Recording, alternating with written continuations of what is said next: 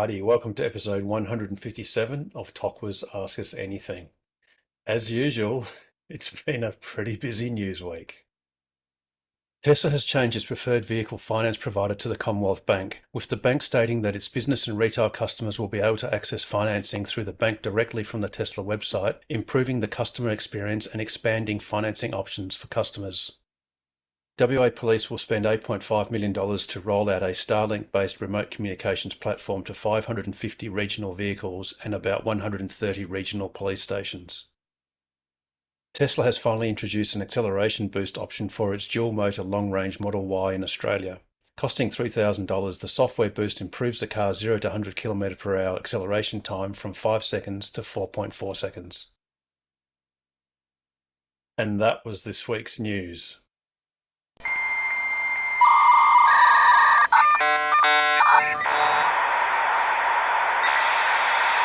Indeed it was, and welcome everyone.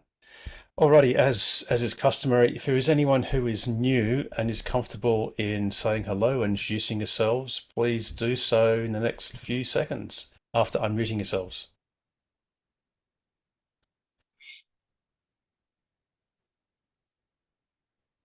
Actually, Hannah, I think you're going to unmute yourself and say hello.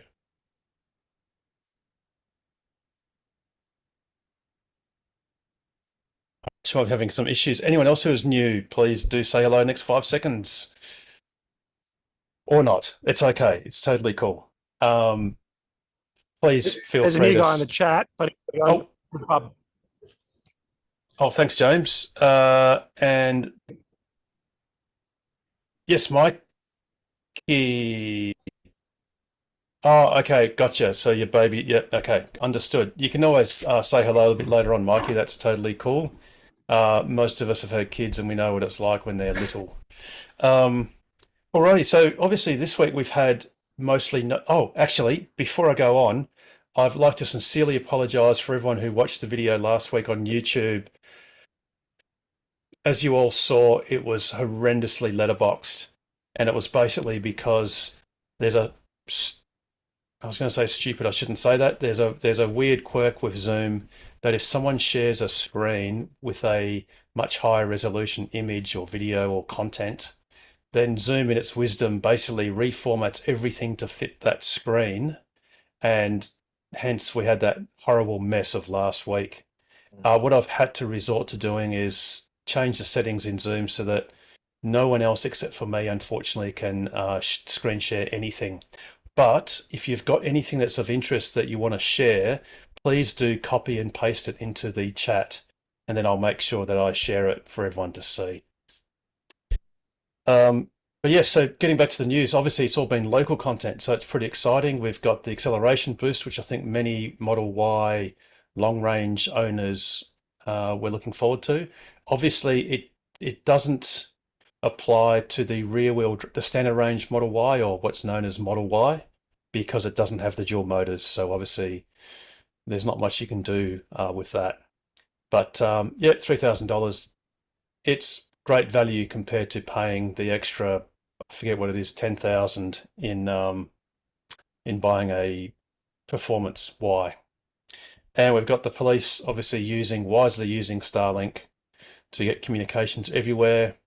And I mean, there's Pete and I and others know that the Starlink works really well in your car. So it's a great move. Actually, has anyone got any questions? If you're watching on YouTube, don't click off yet. I've got some very important info as far as ordering some inventory Ys are concerned. So please stick with us for that shortly. But to kick us off, has anyone got any opening questions or comments?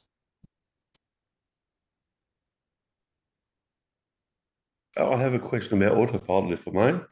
Yes, Mark, absolutely. Going down the freeway today, and autopilot does an amazing job keeping you in the middle lane. But I had a big semi with a slightly oversized cargo on it, and I noticed autopilot, for example, if a car moves in or out of the lane, it waits until it's actually over the line. And I felt really uncomfortably close to the truck as I was going past it. Just wondering how that works because, well, my car has it was the ultrasonic sensors as well. They were going off, and I was expecting the car to move around it just a little bit to give it a bit of breathing space, but it didn't seem to do that. Is there um, an explanation of how that actually is working together? Yeah, so it does. It absolutely will. If for instance that truck literally started coming into your lane, the car will actually make avoidance maneuvers. There was a time, I want to say, time flies, maybe a couple of years ago, where the car routinely, for any truck, it would sort of start veering. Say if the truck was to your left in the left lane, it would sort of veer to the right of your lane, and it would do that almost for every truck. And I think that's sort of become a little bit annoying. So I think Tesla's sort of backed off on that policy for now. And it really just moves if it really feels it has to. So yes, I feel your discomfort, but the car, obviously, as you could see, the ultrasonics knew the object was there. And if push came to shove, it would actually yield and get out of the way. But it does look a little bit uncomfortable, you are right. Okay, no worries. I thought it was something like that because yeah, the overhanging cargo was well above the line, and the actual truck was still in their lane. So yeah, Yeah, and the thing too is the overhanging cargo would have been probably at window level, and your ultrasonics are at bumper bar level, the side ones. So there might have been a bit of difference between what it optically could see and what it could sense ultrasonically. So, but there's plenty of footage where you see cars or Teslas absolutely almost run out of their lane temporarily to avoid something that's incursing into their lane. So, um, but there's nothing wrong with, look, just saying, I've had enough of this. I'm just going to click off autopilot and just move out the way temporarily if that makes you feel more comfortable. yeah, In sure. terms of where the future is headed, so Elon has often remarked on the challenges of sensor fusion, which is situations just like the one that you've described, where you might have the ultrasonic sensors saying something different to the camera, and he's basically prioritized vision only. So going forward, you'll find most of the cars will pretty much only just use vision and cameras only, so you won't have that issue. Does that mean they might turn off the ultrasonics on the existing cars, maybe? Yes, possibly. So I know about a year ago they started. So with perpendicular parking, they turned off the ultrasonics and did it on vision only, or they started prioritizing vision. So yeah, absolutely. Well, the radar has been disabled. So any cars that have got radar at the moment, that's been disabled in favour of video cameras. So it's a logical step that they disable the ultrasonics at some point as well. Yeah, cool. Okay, thanks. No worries. All right. Let's see if there's any other very early on opening questions. Otherwise, we'll go to this ordering nuance. Anyone got a question just for now? Harold, if I may, just a quick follow-up on last week. I was asking about how to associate my driver profile with my phone, and I was faffing around for quite a long time. So during the week, I did the same thing for my wife. If you remember, her phone was associated with me.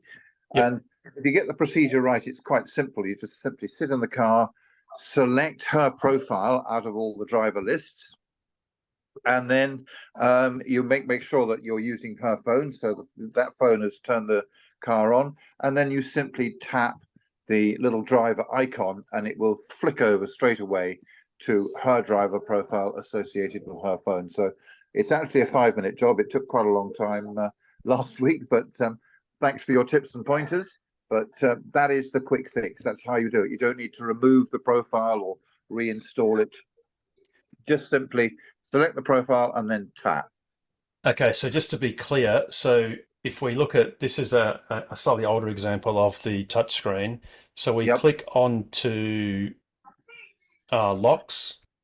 Yep. So what you do is that you make sure you enter your car with the phone key or the Yes. person's phone. You use that to unlock the car, enter Yep. the car, select their profile, Correct. and then you then find the key. So let's call it unknown key, and then you just tap on this little icon here, that person icon, and that will Yep. then tie this person to the name profile, for argument's sake, and whose phone is owned by profile. Let's call them profile.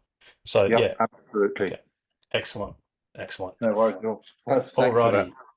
Just No a point worries. just a point on that, there is a limit to the number of keys you can have. As I rent out my cars, I've reached that limit a couple of times. So I've got to remember to delete old users. And interestingly, I got caught with that again a couple of days ago. And this time I deleted the last 3 or 4 users, and it still kept on popping up with a message saying that there's too many users.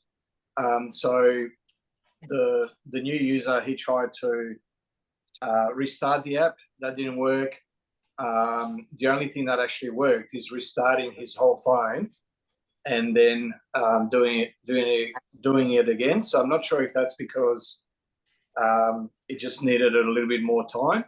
But yeah, it would have taken as long as it took him to restart his phone, so half a minute to a minute before it would accept another key. Cool. Okay. That's good to know if you've got a fleet of Teslas and you're leasing them out. That'll be a First good world pro issue. tip there, Pete. Or if you've got a lot of family members or a lot Yes. of people driving your car. Yeah, well, it's just the two of us for now. Yeah, but you might have a ring, you might have the key, you might have a phone, you might have an iPad each. And between the two of you, you've got 6 keys there already. So, yeah, I think the limit's fairly low. I think it's less than about 10. Okay. So, yeah, it Cool. doesn't take long to fill up. Hannah, you were about to say something, so please go. Yeah, I rang Tesla today because yesterday I got I parked my car and I got keyed with someone putting some scratches on my car. Pretty new car, so I was quite dismayed, as you can imagine. I only got it the 24th of June. And so I rang Tesla and asked if they had a paint kit, to do repairs on the run. I've got a metallic blue, and they say no, they don't have that, but they did send me the code for the paint color, and I'm just wondering if you were to get the paint color in a tin, I guess, is there any sharing going on or anything like that for repairs? Because yeah. James, can I please put you to work if it's not too hard? What was that thing called? That paint pen? Something color. Something It's colour. actually- Sorry, say again. Was colour? I'm not gonna be be out. Oh, paint color. I'm camping at the moment. So yeah. Yeah, no, sorry. Pete, Paul, someone? Colour and drive. Yes. That's I've used Colour and Drive. But colour is I'll, spelled American way without the U in it, so COLOR. Color and drive. Color and drive, it's called. Yeah, I'll just get it 2 seconds. Here it is here. So it's COLOR letter NDRIVE, color and drive. Oh, I see. Yeah. And how do you get a And- hold of that? Yeah. Just go to that website. So just color and drive, as you Yeah. can see there. Mhm. And you just put in, you tell it you have start order. So you basically go start order and you select the brand. So we go obviously Tesla. And then you tell them which model. So you've got a Model 3 or a Y. It doesn't actually make any difference. And the year also makes no difference. But let's just say it's a 2023. And you find the color. And you're only going to have a few colors. All colors. You're going to pearl white. So you said blue. So you just go blue. Yeah, Yep. metallic blue. And that'll be it. And Great. it'll Okay, then that's good work. to know. So just use Yeah. color color and drive. Yep. That's- Okay. All that. Did you have Sentry on? Did you get them? No, because I work unfortunately in shopping centres, and so I don't Oh. often turn it on. It was undercover. It was underground. It was the first time I've parked underground. I normally park up top. Find that safer because a few cameras are about up top. Yeah, but this time around it was underground, and Yeah, but Hannah, what you should do is you should absolutely turn on Sentry mode. So Mm. you've got to, if we go back to that simulator, I'm not sure if I've got it. so I've do you already got keep a your key card in the car when you have the Sentry mode? Because No. So Sentry Have mode to is a have it. setting. It's a security Yes. setting. Yes, So yes, if we, I've turned I it think on it's, before. Yeah. yeah. So make sure here we go. So it's here. So you make sure it's turned on, Mhm. and you can also do things like exclude home. So if you've got because Sentry mode does consume some energy in a 24-hour Yeah. period. It consumes about a bit over 5% or maybe a little bit more of your battery Oh, in okay. 24 hours. Oh, So okay, that's not so much. Yeah. no, so it's not an awful lot. It's about, actually, it might be more than that. It might be, I want to say 5 kilowatt hours. It's 250 watts. Yeah, 6 kilowatt hours per day. So what you do is you can exclude home. So by Okay. doing that, if you've got a secure garage, then you can Mm. just exclude home. And Mhm. obviously, if you've got a secure workplace, you can exclude work or favorites. So that means Yes. when you're parked at home, it won't waste energy overnight. You know, Excellent. if you're in like a locked garage or something like that. But you should Mhm. absolutely make sure that that's on anywhere else, Okay, because I didn't. unfortunately, these things can happen from time to time, and you just can't predict where or when Mhm, and by mhm. who. The Mm. only problem I found with leaving Sentry mode on is if you go and park at the airport for more than a few days, you can come back to a very empty car, which is, I mean, it will turn off at 20%, but yeah, I've done that a few times. Come back. It's a shame there's no real EV parking yet or at least domestic, because that would be nice. Even just a 10 amp socket would be good to just keep it topped up. And you can turn it off from your phone if you wanted to. So if you forget, if you catch a flight and you get to your destination and you've forgotten to turn off Sentry mode, you can actually do that remotely from your phone. Yeah. But again, like Richard said, when the problem there is, well, if it's not running, it can't be securing your car. But it's going to go flat eventually if you're away for a long time Mhm. In and terms not of the plugged in. airport, in terms of the airport, the United petrol station near Terminal 1 there has had 3 bays signed as EV charging spots. It's been there for about 6 months and there's no charger to be seen. So probably the worst possible way you could ever put in a charging station is to have the writing there, the stencil, for months and months on end, because he just trains people to basically ice it. Yeah, Because, Mhm. absolutely. Okay, now let's get to this promised thing. If we look at Tesla's website, and of course at the moment it's just tesla.com, so you've got to localize it, so you've got to select Australia. So you select Australia, and then if we want to look at some inventory models, and it only applies to Model Y, so look at existing inventory, and we confirm we're in WA, and we select Model Y. And what you'll see is about 3 cars, these ones here, for $70,010. So if we just say view details, Hello. Hi. and we click this up arrow here because it's basically $76,058 drive away. Now you'll notice that this car has the black and white premium interior and the 20-inch induction wheels. So it's basically got 2 options. And by having 2 options, it actually puts it above the $70,000 EV tax rebate threshold.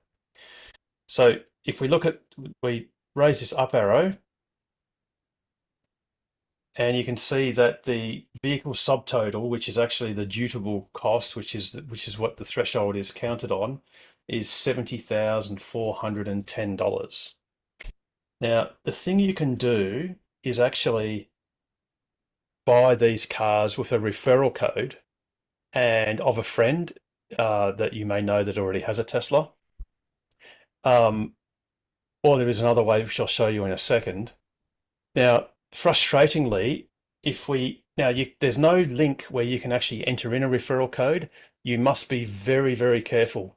The only way to get this discount, which will make these particular cars qualify, is if you order them with a referral code and no other way. You can't order it first on the website and then ring Tesla and say, "Oh, can you apply my friend's referral code?"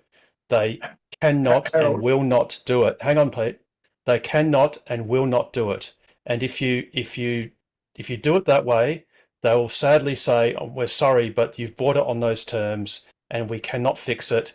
Your only choice then, if you really want the $3,500 WA government EV rebate, is to cancel that order and forego your order fee of $400, which can be done, but then you may also lose that car because they'll sell it to someone else. Now, the best way to do this is, if you don't know someone who's got a referral code, and I'm not going to put mine up, is you can then basically go to TOCWA's webpage, and if you go into the menu, you can see random referral. So I'm going to literally do this with someone's referral. So please don't necessarily use this one. This is just a general thing. In fact, what I'll do is I'll refresh it. I'll refresh this page, and you can see every time I refresh it, there is a new random referral. And these are referral codes of our financial members. So let's just pick Gary. So as you saw before, when you were looking at the inventory site, it just goes to the standard price. If we go and click on the referral code, and we're using the same web browser on the same computer, at the moment, all it's offering is Model Y, brand new ones, and that's it. But since we've already clicked in to that referral code, if I now go in and view details, it'll go Gary's referral applied. So now, because you've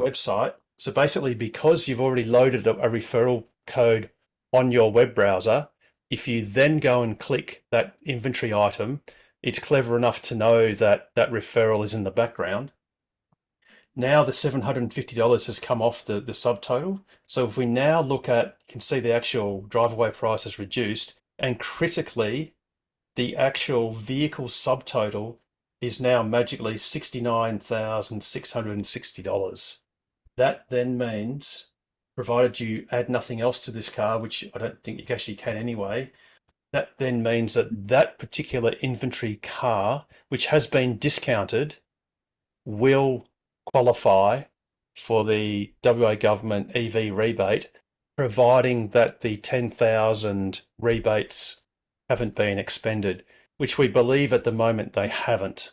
So just thought I'd let everyone know, and particularly if you're watching on YouTube and you may not have a Tesla yet and be interested in those three items, you've got to do it that way, or it's the highway. There's no other way you can do it. And again, Tesla have stressed that they cannot and will not alter an order that has been placed in the incorrect sequence. So just thought I'd somewhat in detail explain that. I did see a post somewhere that 2,700 rebates have been used out of the 10,000. I think it's a lot more than that, Nigel. I think it's a lot more than that. In fact, I almost know it for sure. And Pete, you've got your hand up. No, I just wanted to say before, so for those watching, it's not actually a referral code. It's as you saw, Harold, he clicked on a link. It's a referral link. And when you're sharing your referral link, refer to it as the link rather than the code. I've had numerous people ring me up and say, where do I put in? There's no place to put in the referral code. So it's just a URL that you either click on or you copy and paste and paste into the address bar of your browser. But it's a link, and you've used the link correctly as when you get that banner that shows you're saving with XYZ's referral code, just like Harold showed there before. Yeah, it's a matter of semantics. Originally, it was a code which could be applied after the event or during the event in all sorts of different ways. But yeah, now it appears that Tesla is confining it to a link which you must have active. So again, for anyone watching on YouTube, you can always rewind that bit if you're interested. And again, if you've sort of gotten enthusiastic, and in fact, we are going to get, I forget the gentleman's name, it's iPhone 12. Yes, sir. Josh. Because tonight live, we are going to work out what it's going to take to get Josh into a Tesla tonight. So while Tesla may not have pushy salespeople, we are expert at reminding Josh of the features and benefits of a Tesla and the reason why he should order one tonight. Just while we're talking rebates, I note that Dean Hanson has joined. He asked a question about 20 minutes ago on Facebook, so I suggested he should come and ask. He asked the question about whether the delivery fee is necessarily included. And I know we've kicked this one down the road a couple of times before. Do we want to just talk to that, or Dean, do you want to unmute yourself and ask your question?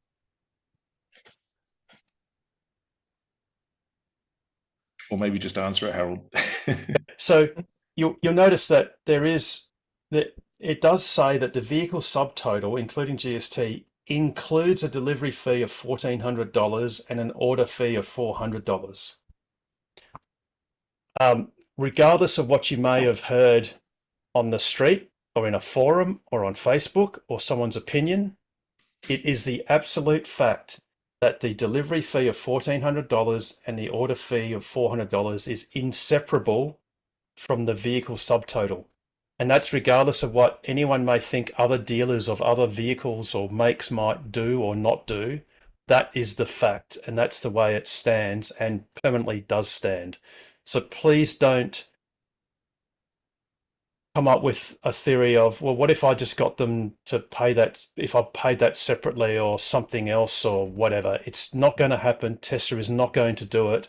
The subtotal is absolutely what it says on this screen for any car regardless.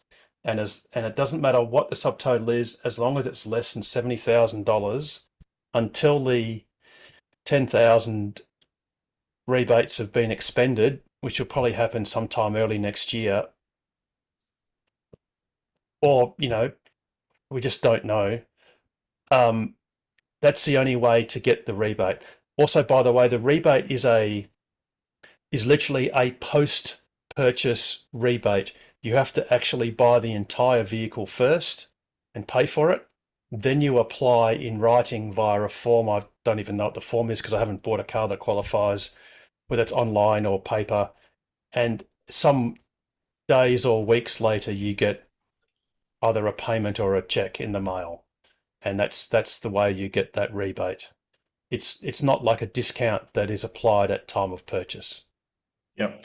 So I think Dean's just commented in the chat. Basically, I think his problem is he upgraded his wheels and that pushed it over the limit. And I don't know if there's a way around that. Is there? You can't really. No, Dean, you've got to cancel. Yeah. Look, if push comes to shove, is that those actually? What is the cost of those wheels? Because they become very expensive. So if we go, and it's really bad. It's a real shame. And that is precisely why Tesla has put a discount on those Model Ys that had two. So let's just go to a straight. Unfortunately, I bet this is gonna. Sorry, let me just flush this out. I'll do it in private browser. Just do an incognito window. Yeah. I just have to do that because then it'll clean it up. Okay. So can you hear me there? Sorry, yes. It's Dean. Yeah, Dean, go for it. Yeah, so I just got an email today to say that my rebate was rejected. Yes. So my total came in at $70,300 because I upgraded to the paint and the wheels. So yeah, I was I'm trying to get in contact with them to the Department of Transport. Which color did you have, Gary? Dean, sorry. Sorry. Where am I? I'll try and get the video to work. Can you see any video there? Yep. Yeah. What color did you get? Jesus, you don't want to see that. Let's turn that around. No. What color? Just tell me, because I just want to put it on the order thing. Blue. Metallic grey. Metallic. Oh, okay. So midnight silver. Okay. So if you got midnight silver, and this is on a standard Model Y, and then what you did, so that would have been okay because the dutable was 68,700, but then you went fatally to go to the 20-inch induction wheels for $2,400, which then took you. Oh, and now it's actually gone up a little bit, 71,100. Sadly, what those $2,400 wheels have cost you is more like $5,000. Please don't tell me that. Look, it's too late for you, but it's not too late for anyone else. So the trick is, if we just flick back to the order page, if you get Poverty Pearl White, or if you get a standard Model Y, you can select any one option. So let's say I want the standard color, but I want the wheels, then that's okay, 69,600. If you want the standard wheels, but you want black and white interior, again, standard color, that's okay, it's 68,700. But if you make the fatal mistake of picking any two options, such as a different color paint, wheel, and then wheels, and we'll go the interior back to normal, let's just make sure that that's reset. Oh, that's one option, sorry. If we then go black and white interior, and then it will dribble over by as little as $200. Now, unless you use a referral code, a referral link, let's call it that, but Tesla refers to it still as a referral code. Unless you use a referral link, there are some exceptions. But again, like I described earlier, you've got to make sure you load the link on the web page first. And then open the Tesla page. But yeah, unfortunately, Dean, for you, it's just spilt milk. And the fact is, you still got great value. Look, you didn't get the rebate, and that is a real shame. But you've still got an awesome car that's gonna last you a very long time until you buy a Cybertruck or until you buy another Tesla, and have it be a 2 Tesla family like many others do. But and then you refer yourself and get the discount. Exactly. Yes. Now, I think the frustrating thing for me was not understanding that it was what's on that invoice, because when you read what the value is on the Department of Transport website, it actually states on their page about the rebates that wheels are not included, because it actually states that things like window tints, stereos, and it actually states mag wheels are not included in the dutable value. But then it does actually state that, it's what's on that invoice. So it's a little bit grey. I just wondered whether anyone else had that. Well, I'd have a go at them if I were you and say, well, hang on a minute. I ordered this car and the item that took the dutable value over your threshold was wheels. And your website at the time that you place the order, as in yours, as in theirs, stated that wheels are exempt from that. And you say, well, there's an inconsistency. Unfortunately, what the bureaucrat will say is, we don't care. So sorry, all care, no responsibility. And in any case, it's the invoice value that's the only thing that counts. But still, if I were you, I'd feel entitled to be quite annoyed. And look, I'd argue your case. Look, I mean, if push came to shove and you had some resources, you could bother to go to the State Administrative Tribunal and try and push that case. If their website definitely did say that wheels are excluded from this value, which sounds weird, but because you have to buy wheels. I just pasted the wording in. It says it does not include optional accessories such as window tinting, DVD player, sound system, speakers, mag, wheels, paint. Yeah. In the text of their FAQ. But I think other people have tried it on and failed. I'm sorry to say, Dean, but by all means, give it a shot. If you can win one for us, then it might help some other people too. Yeah, it was that was the frustrating thing for me, because I went and purchased the car. I did a bit of research into that, and I thought, look, I was in the back of my mind because I was $300 over the 70,000, so I should have made a few more phone calls. But there's actually nobody you can get hold of in that department. It's all done by email. Yeah, so that's right. when I read that the wheels were not included, I thought, well, they'll just see the value of the car. They won't include the value of the wheels and the paint, because that's what it says on the website. And then when I got that email today, I was a little bit pissed off, but it's and paint, that's another. Gee, that's look. Yeah. I reckon if you put that through the SAT would have to agree that that's a blatant inconsistency, because they basically say one thing in one bit and say the opposite in the other. So yeah, I might give Consumer Affairs or somebody a call tomorrow, because I know there was a couple of other people on the Tesla owners website that had bought exactly the same car and had the same issue.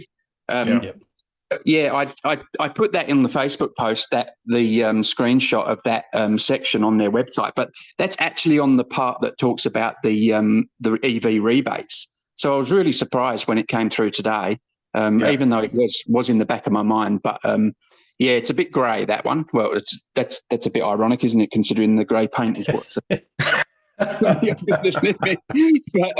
it's grey in more than one ways. Yep. And Harold. Yes. While Steve. you're talking about options to order, etc., I would recommend that people don't order enhanced autopilot or full self-drive at the time of ordering the car. Buy it later. Yes. Yeah, thanks, Steve. So that's a very important point, because if you actually look at enhanced autopilot, let's just go full self-driving and you add to it. So notice how the drive-away price is $75,834. And full self-driving, $75,834, and we add 10,100. Notice how it's gone up more, because you're now actually paying stamp duty on top of that percentage on the $10,100. And in fact, it gets worse, because if we pick something like the long range, and we've picked full self-driving, let's just unselect it. Oops, sorry. Remove. So we're at 89,679. Oh, bearing in mind too, this is a classic one. This car does not have any luxury car tax. So there's no LCT. So this means that if you were a business owner or it was a novated lease, you get some very, very compelling concessions. So the car, if that was bought for a business, would be fringe benefits tax exempt, and also for a business they can zero rate it they can depreciate it to $0 on day one on the acquisition. But as Steve alluded to, if you add full self-driving because you're going to buy it anyway, then what happens is there now is luxury top car line, tax of $1,100. Now, it doesn't matter if that was $1. As soon as that occurs, that car is now no longer exempt for being zero rated on day one for depreciation, and it does not qualify for fringe benefits tax exemption purely because of the timing in which you bought that software accessory. So that's applicable to if you're looking at taking advantage of some of the novated lease advantages. The car has to fall underneath the LCT, the luxury car tax threshold, which has gone up incidentally since the 1st of July. It goes up every year, and it is slightly higher than it is for non-green vehicles as well. About $89,000 approximately. There is one exception to not ordering FSD or enhanced autopilot at the time of purchasing the car. And I suppose it would be very marginal now because there has been a discount to FSD. So I think it's $15,000 US now, which translates to something like $18,000 Australian. So when FSD Beta comes to Australia, we'll probably have a couple of days, and then the price will go up to presumably somewhere around $18,000. So if you were ordering the car, and let's say you're about to order the car, and FSD Beta has just come into Australia, and you wanted FSD Beta, then you'd be better off ordering it at the time you're ordering your car and pay the extra stamp duty on it. And as long as it doesn't go into your LCT threshold or doesn't forego the $3,500 from the state government, then you might be better off actually ordering it, because you'd guarantee yourself paying $10,100, which is the current price, rather than somewhere in the tune of $18,000.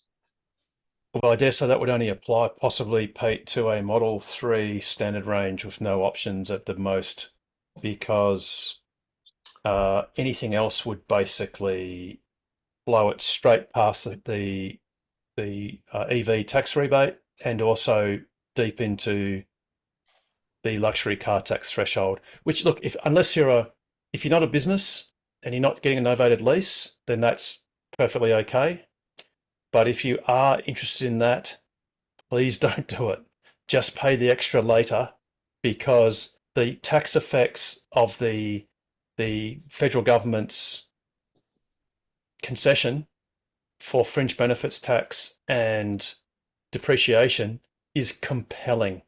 If you get a novated lease of a $70,000 Model Y, that is cheaper than a $40,000 petrol car. Believe it or not, by at least $100 a month. So And- it's and compelling. as an added data point, if you get a referral right now, you get 3 months of enhanced autopilot anyway. For free. Yep. Yep. So please, that's the other point, is for most people in the room, you will already know someone who has a Tesla, so you can easily get a referral code /link from them. But if you don't, again, like I showed before, just go to the TOCL website, and there is a random referral generator, and it's deliberately done so that it is literally random, and it only consists of the referral codes /links of our financial members. So it's a very small benefit to financial members, that there's a possibility that someone who doesn't have a friend, one of the rare people that doesn't have a friend with a Tesla, can utilize that code for mutual benefit. One other tip is, if you have a friend, one great thing you can do is the person who has given the referral code and whose code is used, they get 10,000 points. One of the first things I would offer as a friend of someone buying a Tesla is to say, hey, for 8,000 of those 10,000 points I'm going to get, I'll buy you a HPWC, which is the Tesla wall connector, and you can have it. So, or you can buy a portable charger, the Universal UMC, Universal Mobile Connector, for I think it was 5,000 or 6,000 points, and just give it to them. 6,000. So, and the wall charger went up to 9,000. I was going 9, is it? Wow. Yeah. Let's talk about it. Inflation. Right. That's right, but still do it and just give it to them. Still do it. It's And just give it to great them. charger. Yeah. But please don't ask for my referral code. I'll never give it, because just don't do that. But that's just the weirdness that I am. But again, go to the website, click on random referral, and you can just, like I said, you can refresh the page, and every time you refresh it, a new referral comes up. So, just pick one of those if you don't know a friend that already has a car. And it goes without saying, if you're a one Tesla family, you can refer yourself. So you can just use your own referral code for your own next order. And that's perfectly okay too. But is it true that when you refer yourself, you only get half the benefits. So you only get the $750 off your Model Y and the 3 months of enhanced autopilot and the 3 months of free premium connectivity, but you don't get the 10,000 points. Is that correct? To be honest, I'm not sure because I haven't done it in this period. But the easiest way to circumvent that, and there's nothing wrong with this, and in fact, my wife has a separate account, is say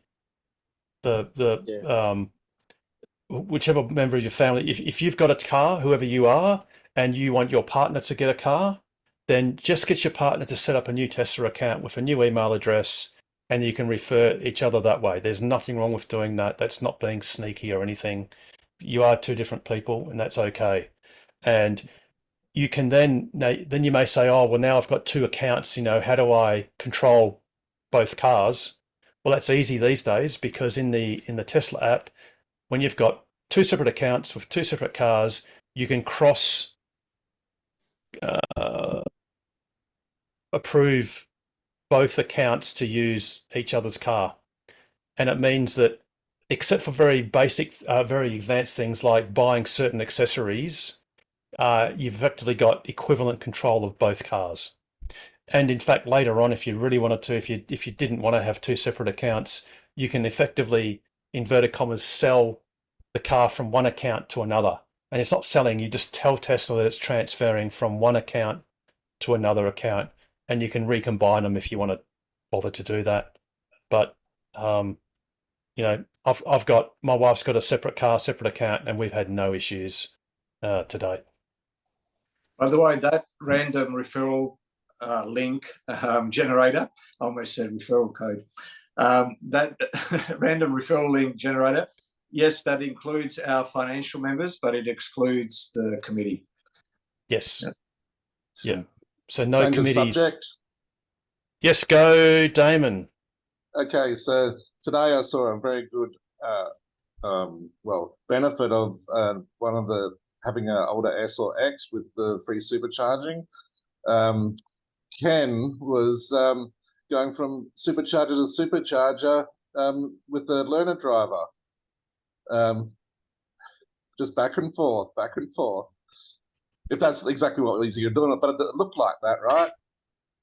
That's not precisely what was happening, but it is fair to say that I paid for my free supercharging. I'm going to use it because I am Scottish after all. But I was actually pleasant. Just apropos to that, I was pleasantly surprised by the way how free the superchargers have been this school holidays. Often they're absolutely toasted, but I have been sorting out stuff for my folks and driving between Bunbury and Margaret River, and those two sites happen to both have superchargers. So yes, I was kind of doing that. But yeah, makes it too easy. However, as other people have commented, Busselton and Dunsborough have been a bit of a disaster because, one charger, one parking bay. That's why superchargers are better. Now, I'm not certain with restrictions and that with testers with learner drivers. Is there some sort of there's no restriction that like learners can actually go for their license and stuff in Teslas? Yep, absolutely. In fact, there's a driving instruction company that have a couple of Model 3s that they've put second set of pedals in, and so you can do your auto license in a Model 3. Obviously, during the test, you have to turn off all the automation, but you can absolutely learn and test in a Tesla. But the key that Ken just said, to make it a lot easier, is these are dual control cars. So the big issue, and it's not just Tesla and EVs necessarily, is some driving inspectors, whatever you call them, the people that run the test. Examiner, thank you. Thanks, Steve. The examiners may be reticent in certain circumstances to take someone or to be taken for a drive when they don't have ready access to a handbrake. And the problem with the Teslas is the handbrake is technically part of the rules. To take your test, your vehicle has to have an accessible brake for the examiner. My previous Audi had the same problem.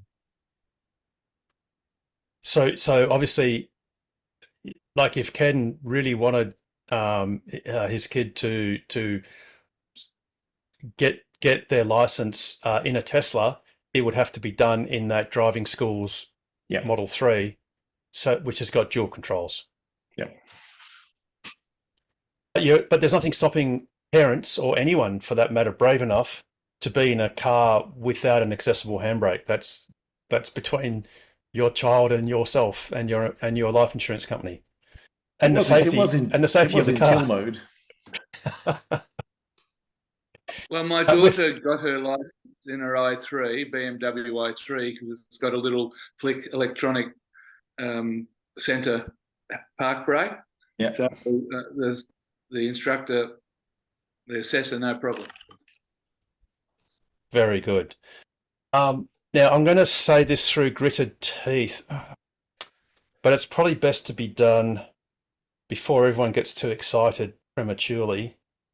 But let me just to hose it down, I'm sure it's going to pop up on the interwebs if it hasn't already. Let me just spotlight for everyone. And please don't think that means that Exmouth is ready to go. Even though the awesome ChargeFox app shows it so at the moment, that is an anomaly. And I've got that from first hand. So please don't get overexcited. That pin should disappear tomorrow morning.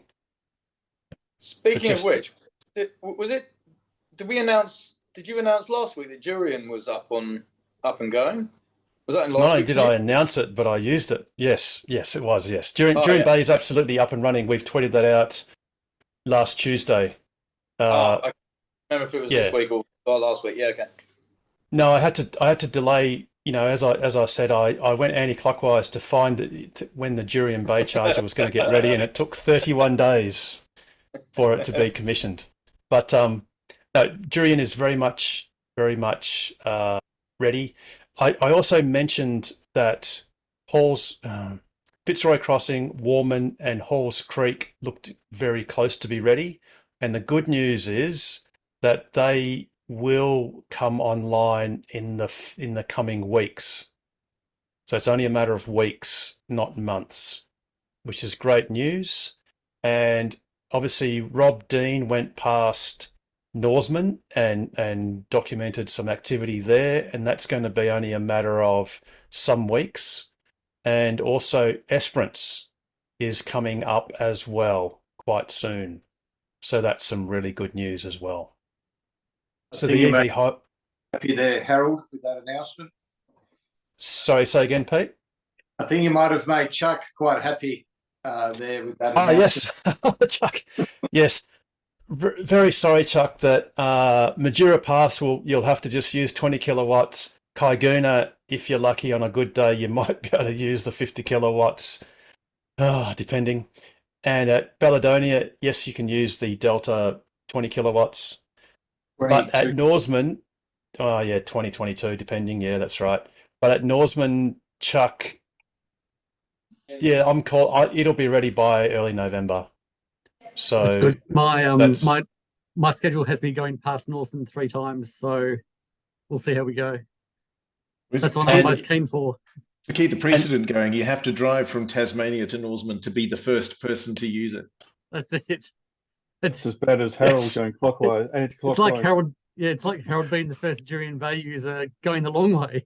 Yeah, that's right. I want to see you do the same thing.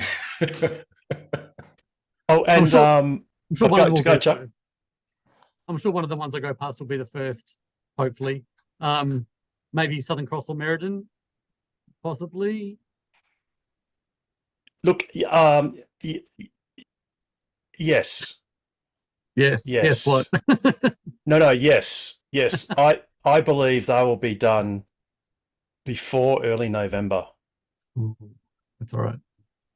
So guys, has there been any discussion about Sandra giving us an update? Because we love her updates. Yes. She's been on holidays. Yeah. Sorry, she's been on annual leave for a month. So I just got an email from her earlier today, I think it was. not to do with the EV network, but just some other stuff. And so she's only just back at work. So let's give us a little bit of time, and perhaps next week, although it is school holidays, so oh no, then again she's just been on holidays. So yeah, maybe next week or the week after we'll invite Sandra to expend her private time to give us an update. And well, also, nothing's perceived like success. Actually showing things being rolled out as you're talking about is the best ever. it is. And Synergy did actually post out, gotta get used to that, on X, the updated map, although that map wasn't quite updated enough because they missed out on, I think it was Karratha. Let's just get that map up, and it's starting to look increasingly good. This is, oops, sorry. This is the map here, bearing in mind that Karratha ought to be green. But you basically got Broome, Karratha, Carnarvon. You've then got Northampton, which you can, in a long-range car, you can make it from Northampton to Carnarvon without stopping at Billabong, which is not yet done. But there's a destination charger there. But you're starting to get a string. So you've got an unbroken string now from Northampton to Williams via Perth. And, you know, once Kojonup is done, then you've really got the southwest opened right up. Bearing in mind that Bunbury's already got a supercharger for Eton and Margaret River. So this map is starting to look quite nice. And, you know, for Chuck, you're going to have Norseman, Coolgardie, Southern Cross, and Meriden, and Esperance. It'll be too easy. It'll be too easy. Yeah, it's 2 a.m. I'll just not do it now. It's just no. But sadly, you know, the RAA, love them to death. Oh, yeah. That was a bit of news. Actually, let's just park the RAA for a moment because I'm going to unload on them shortly. But I'd like to ask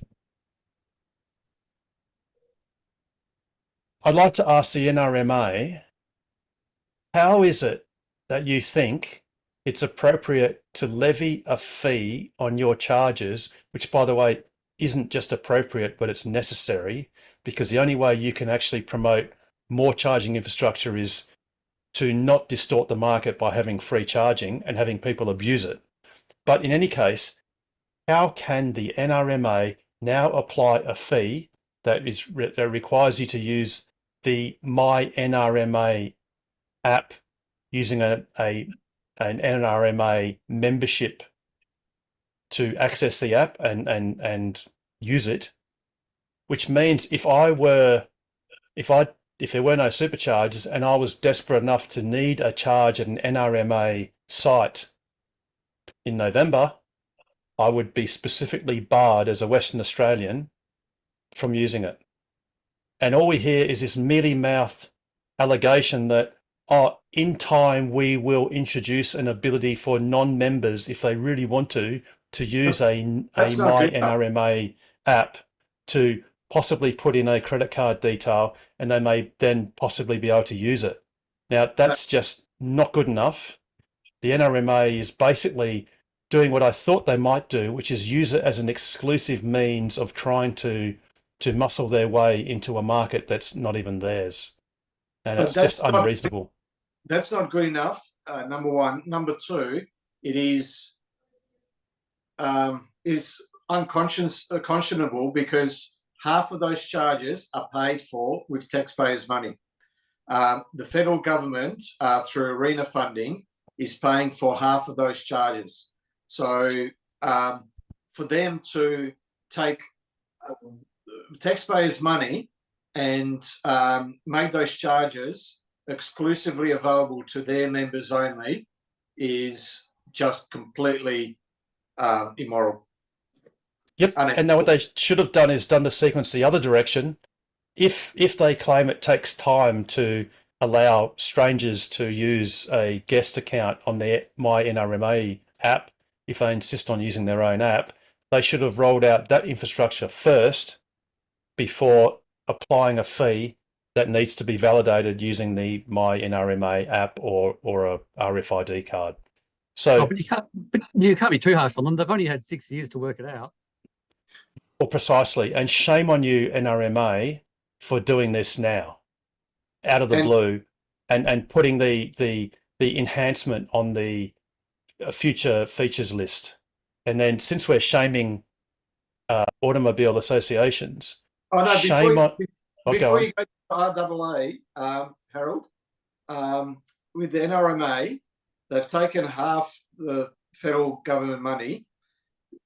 3.5%, sorry, less than 1% of all new cars sold in the first half of 2023 had a CHAdeMO plug.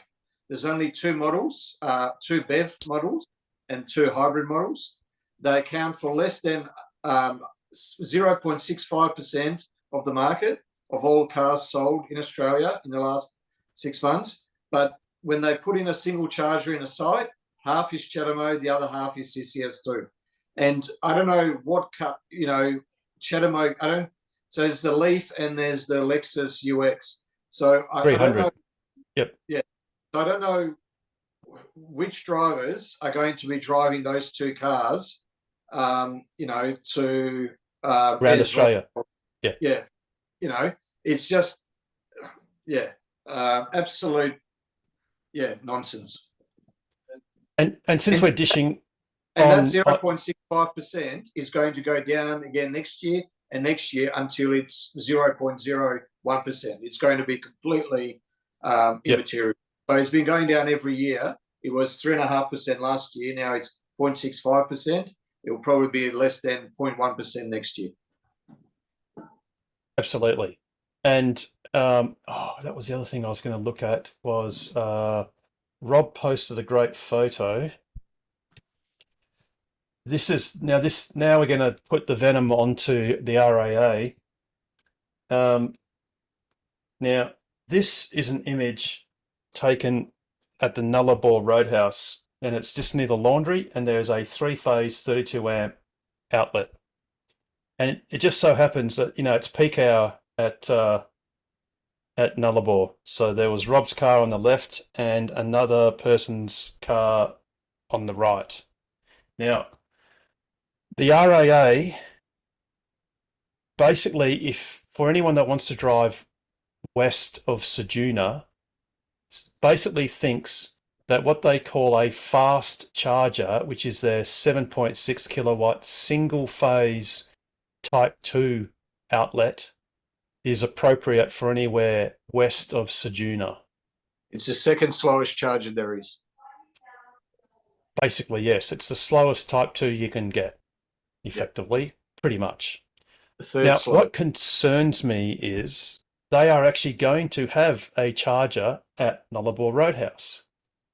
Now, imagine if they just went to the Roadhouse and said, look, let's just get rid of this 3-phase outlet, this 32 amp 3-phase outlet, and put a single 32 amp single phase Type 2 outlet. Now, at one level, that's a good thing that you standardize the outlet, so you just have to keep a standard cable. You don't need to have a portable EVSE and all that sort of guff. But what it would mean is there's a potential for that site to have a third of the potential power that some EVs can get.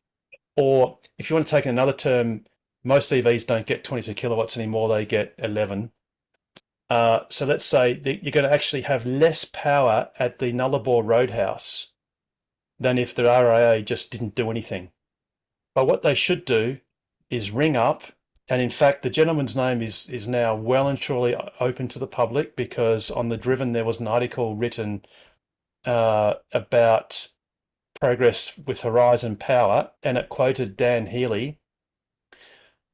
All that the RAA needs to do is ring Dan Healy at Horizon Power and say, hey Dan, how do we do an off-grid remote area, solar powered, battery backed and diesel generator bolstered backup charger site for a 50 kilowatt fast DC charger?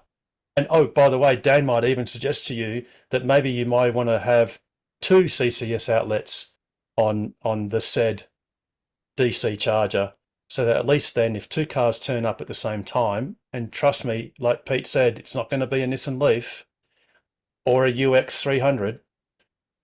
If 2 cars turn up, they can at least share the 50 kilowatts simultaneously and get 25 kilowatts each.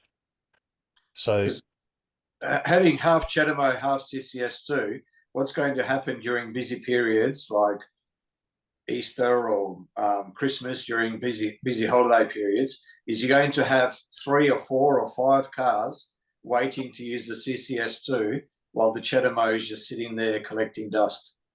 Absolutely stupidity. We're talking about automobile associations. The RAA and the NRMA should be setting the pace.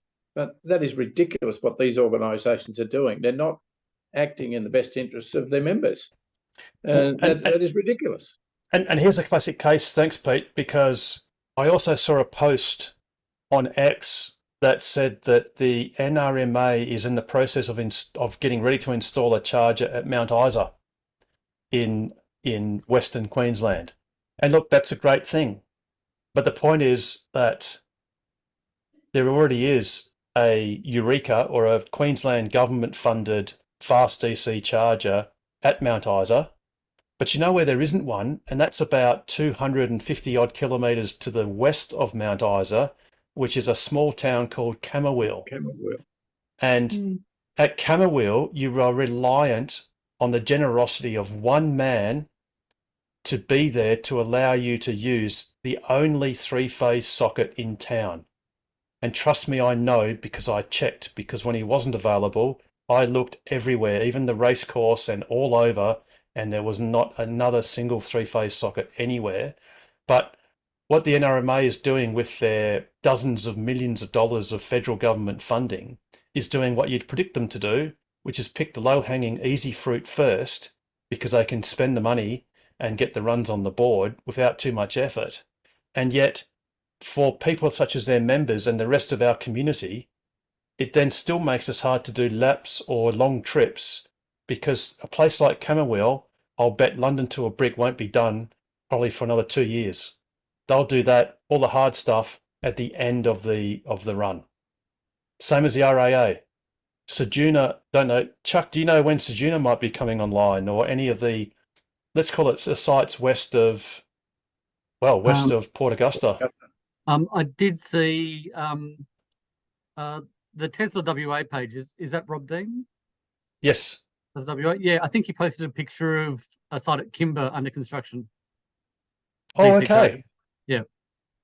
Right. Well, look, that's west. That Yeah. is west. That's very much west of Yep. Port Augusta. So look, that's a It's the next great stop. thing. Yeah. You know, But I do but not find much else. Yeah. well, I find it ironic that at Whyalla, the RAA thinks that a 7.6 kilowatt AC charger is a great thing to put in Whyalla. Thankfully, there's a local vet that spent a lot of his own money to put in a Tritium RTM 75 and has done what several others have done and put their hands in their own pockets when the government fails to do so. I just put the Kimber photo in the chat. Oh, awesome. Thanks, Ken. I'll just flick that up. It's still uploading, I think, but No, I've got it. There it is. There it is. Look at that. That looks like a Kempower to me. It is a Kempower, very much so. Very much so. Kempower plus AC, it looks like. Yes, there's the ChargeMate right there. Although that looks weird. It looks like it's on the wrong side. What the? Oh, no, this is a pillar. Sorry. Oh, there it is. There's going to be 2 of them. So there are your 2 what are called ChargeMates that's made by Jet Charge. And interestingly, it looks they mustn't have mounted the second one on yet. It's the photo's a bit distorted. I don't know if we can zoom. Oops. Sorry about this. Come on, Windows. Yeah, there'll be a second one mounted right next to it, which will then match the that profile. So it's a bit So I'm interesting assuming, that so I'm assuming it's going to be a 4-bay site with 2 AC, 2 DC. Yes, that's right. Because no, is RAA doing? So Chuck, is RAA doing CHAdeMO and CCS? They're doing CHAdeMO at a small proportion of their sites. So most of their sites will be dual CCS, and the occasional one will have CHAdeMO.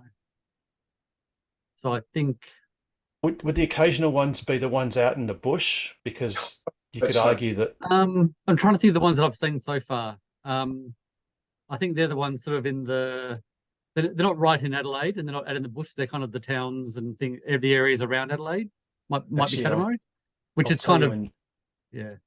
I'll tell you in 2 seconds because I'll look at the photo because I've seen a couple of CHAdeMOs before. Yeah. And Looks like they got some famous Indian curries by the sign behind the charger there. Yeah, Go I on a little bit noticed. higher. famous Indian curries. It's worth driving to Kimber for a curry. But it's Hang on a minute, broadcast. it's broadcasted on radio and national TV. It's I hope famous there wasn't- curry, mate. Yeah. But Harold, Why haven't we heard of them? ironically, if you actually scan to the right where that yellow faceplate was with the 2 openings, you'll see ice coming Yes. Yes. Yes, that's a bit of a metaphor there. And it's near the Kimber Motel Roadhouse. Yeah, okay. Cool. But yeah, so I think I can definitely see one CCS, which is this one here. That's CCS, but you just can't see from that photo, you just can't see the other nozzle. So look, let's just hope that it is dual CCS. And again, I don't want to disparage people that still have a Nissan Leaf. Actually, I do because Nissan. Anyway, It's the charge I don't want to cable disparage diameter the those same. cars, but the point is that it's not Australia's fault that some Japanese car makers are still captured by TEPCO, who insist on spreading CHAdeMO to the rest of the world in spite of there being a more universal standard in other countries. So But if there was a benefit, you could understand it. If it was a conviction, if it was based on conviction because they thought their product was better, but they know their product is worse. They know it's a legacy standard. They know it's been pretty much discontinued everywhere around the world, and yet they're still pushing it. So, yeah. So if you're an owner of cable be of the same diameter, because it looks as though if there's 2 cables, charging cables called up, they're the same diameter. Would a CHAdeMO be thinner? it's about the same. I think it's about the same. Look, the thing is, Rob will be coming back in a few weeks, so I'll actually ask him to have a much closer look, and potentially if the RAA installers pull their finger out, well, it just depends. We don't know if there is a proper box, so there is a distribution board just here, and in fact, it looks like it's populated. Well, you can't really tell, but this thing could be commissioned in a few weeks if they wanted it to be done that way. So we'll definitely get Rob to have a look closer. But let's hope there are 2 CCS. And look, I know, Pete, you mentioned earlier that there's a line of cars. I mean, technically, it doesn't matter if there are 2 cars getting 25 kilowatts or 1 car getting 50 kilowatts. It's still the same amount of power. But the problem is, if someone's a little bit tardy in returning back to their car when charging has stopped, even if that's by a few minutes, that's when you get the delay. That's when you get the total loss of efficiency in the system. The big difference, Harold, is if you've got 2 cars at 25 kilowatts, to use your example, you don't have to wait in line. You can go and plug in and you can go off and have your lunch. You don't have to sit there in line waiting for this other person to come back to unplug for you to plug in. So it makes a huge difference. And also, of course, at the moment, Synergy and Horizon, or should I say collectively, the WAEV network, are still the only network in Australia that apply idle fees, which is the only way, apart from Tesla, which is the only way you can ensure appropriate behaviour. Yep. So again, at the RAA, we don't know. They may or may not be interested in idle fees. So yeah. But look, okay, I mean, we'll give them some dues. This is the fact that Kimber is up and running is a good thing. And look, Chuck, I really hope for your sake that look, I hope that, you know, the 1 or 2 weeks that you've allocated to get to Perth, I hope you end up being in Perth early, or just doing zipping backwards and forwards across and scanning across the Nullarbor because you're bored and you just love driving your car and you know that you can. Well, according to all the people on the forums and things like that, on Facebook comments, people commute across the Nullarbor every day for work with their caravan. So yeah, I'll be doing that. Very Must good. be thousands of them. There are. Look, it's anyone that's gone around, well, even up and down the coast or east, west, whatever. Every creek bed you see, every parking bay you see that's off the side of the road at the moment, it's just full of caravans. It's just amazing how many people are out there. That it really is out of control. Harold, I put in the chat that chart, if you can bring it up. This visually provides a really compelling argument as to why you'd go 2 times CCS2. You know, some people respond to visual cues, others like statistics, but I don't know if you've got it up yet. But yeah, No, I haven't found it. I've got Chuck's. Actually, I've got, just while that's loading. This is. Yeah, I've looked in the chat, but do it again, Pete, because I didn't get it. Oh, hang on, Harold, I've got it. Let me just share it. Oh, you've disabled sharing. That's right. It's fine. No, sorry, I had to do that, Ken, because understood. It was actually understood. Yeah. I can. If you can chuck it in the chat, please. Sorry about that. No, that's right. When you find out what RAA and NRMA respond to, let us know, will you? Whether they're visual cue or some other sort of cue, we haven't found it out what they do. I think they need to maybe get out of the office and see what reality is. Is that the graph of the Nissan Leaf and stuff? Is that what you're talking about? Yeah. Oh, yeah. Gotcha. Okay. Gotcha. So okay, there you go. So there's a Lexus UX 300 and the Nissan Leaf. And that chart's a year old. No. Sorry, that's my fault. Yeah, it should say first half 2023. So gotcha. Yeah, apologies. Yeah, I just forgot to. I had that chart from last year, and I forgot to. I put the new statistics in, but I forgot to change the title. So it is actually, the statistics are for the first half of 23. Yeah. And you can see, you know, obviously Tesla Model Y being the most popular car, the second most popular EV or BEV. So these are BEVs only. Pure EVs. Yes. Being Model 3, and the BYD is, you know, less than half of Model Y. But you look at where the Nissan Leaf is, and you look at where the Lexus UX 300 is. I mean, and I had to highlight them in red just so you can make them out. Yeah, it's ridiculous. Yeah, and don't even bother trying to say, oh, what about the Mitsubishi FEV, because that's got a petrol engine. So you can just use petrol doing a long trip. Now, something that Chuck showed was, I think it was the charging sites under construction. So at Lindock, 7 kilowatt, don't care. And then Kimber. Okay, so Kimber is going to be the most westerly. Okay. Yeah, so that's fair enough. So that shows the 150 and the 200 kilowatt sites, and I'm not sure why they decided that 7, 150, and 200 were the 3 categories they'd do. You would think maybe they might have had 7 and then 75 and then 200. I don't know. Anyway, it's possible that all the 150 kilowatts are dual CCS, or they're all CCS and CHAdeMO, like they've got a standard. and then the 200 Yes. kilowatts might be the other way round, or it might not be. I'm just guessing. So the designation of destination bracket 7 kilowatt charges, is that your designation, Chuck, or is that theirs? No, that's off their site. That's interesting because Right. they used to call them fast. Yeah, they've Yeah. changed their terminology after some robust feedback. So Yeah. so let me just bring up Even plug 200 kilowatts is not ultra rapid. No, so I'm just going to, why do I need to log in? Really?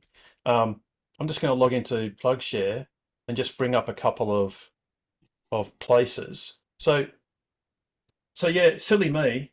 Of course, that Yalata, that's a destination. Like I just want to go and drive to Yalata and just stay there and then drive back to Perth. You know, so is Nullarbor Roadhouse. I want nothing better than a holiday to go straight to the Nullarbor Roadhouse, stay there for a week at the caravan park and drive back to Perth. Mr. or Mrs. RAA. You don't know what you're missing, Harold. I do actually. Not quite. There is a Tell you museum. what, it's just windy. There's There's I'll a give you a museum. job. There's an airport there. There's a campsite. Singos. Restaurant. You're Yes, making me and nervous. River.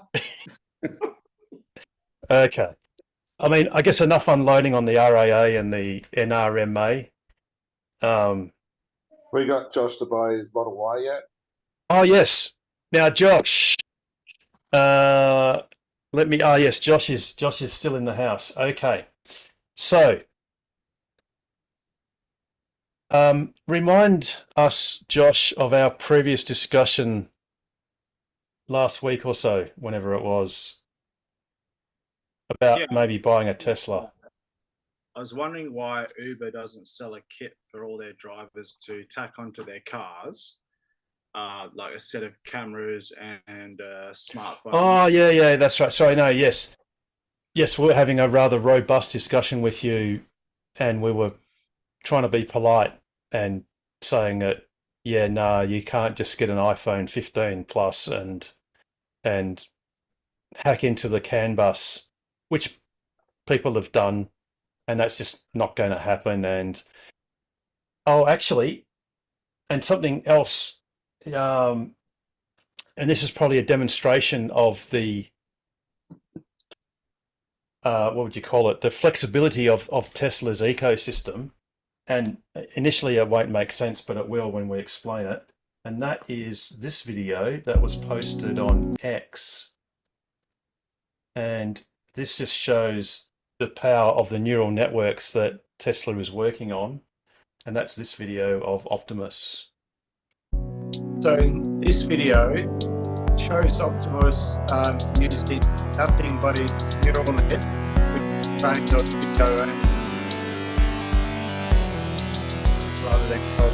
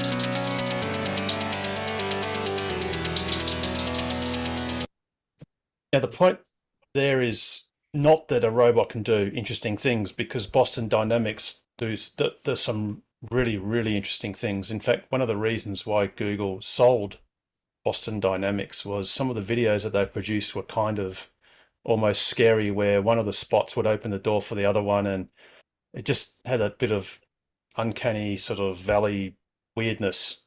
And I think Google just decided to get out of it.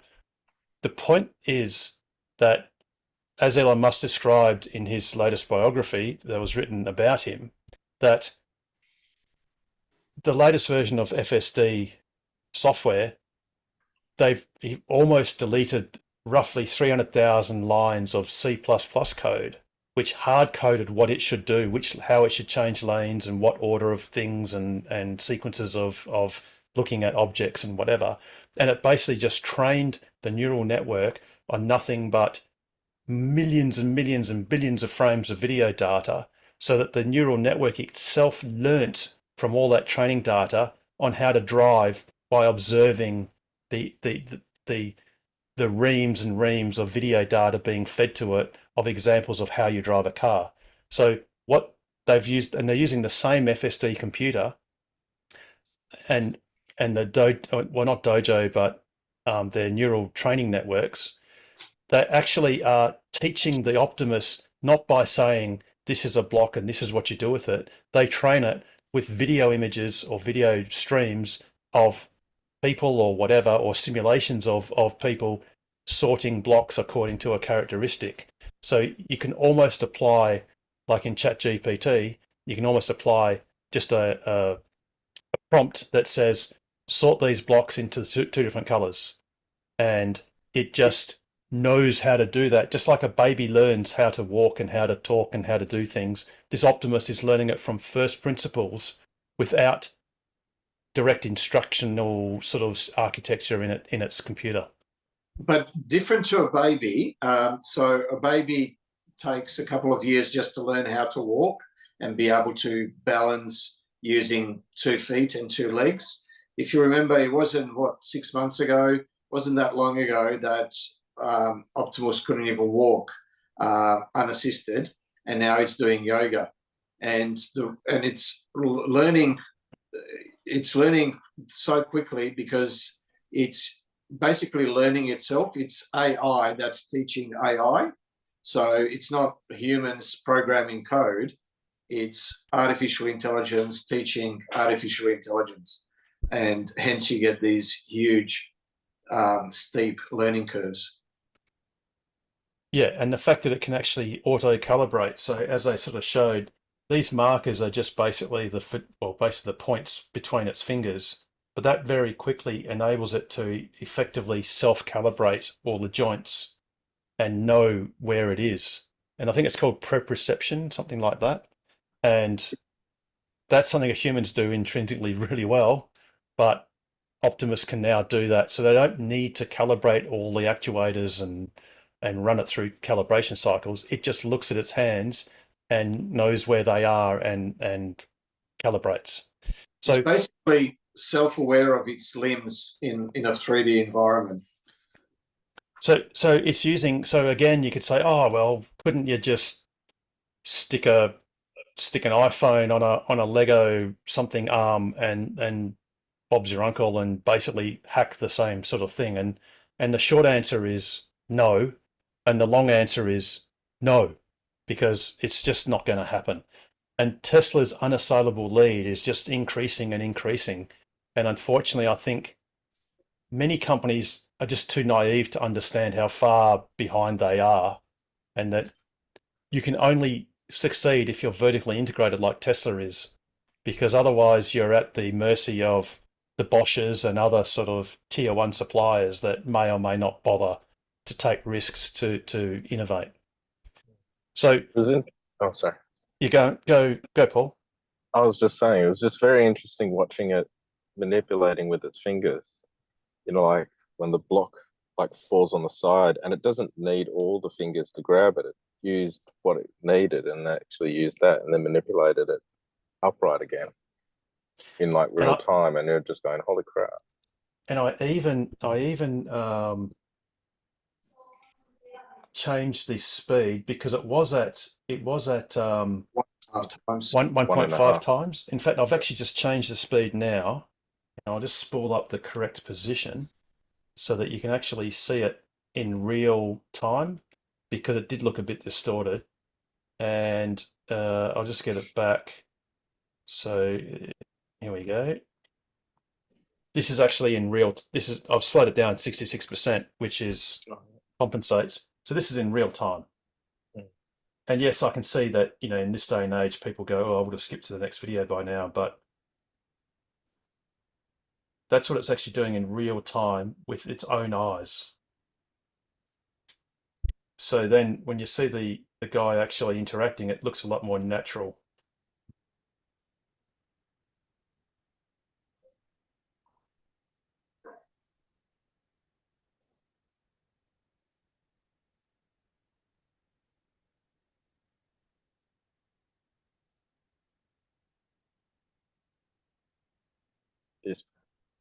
This bit, and it thinks.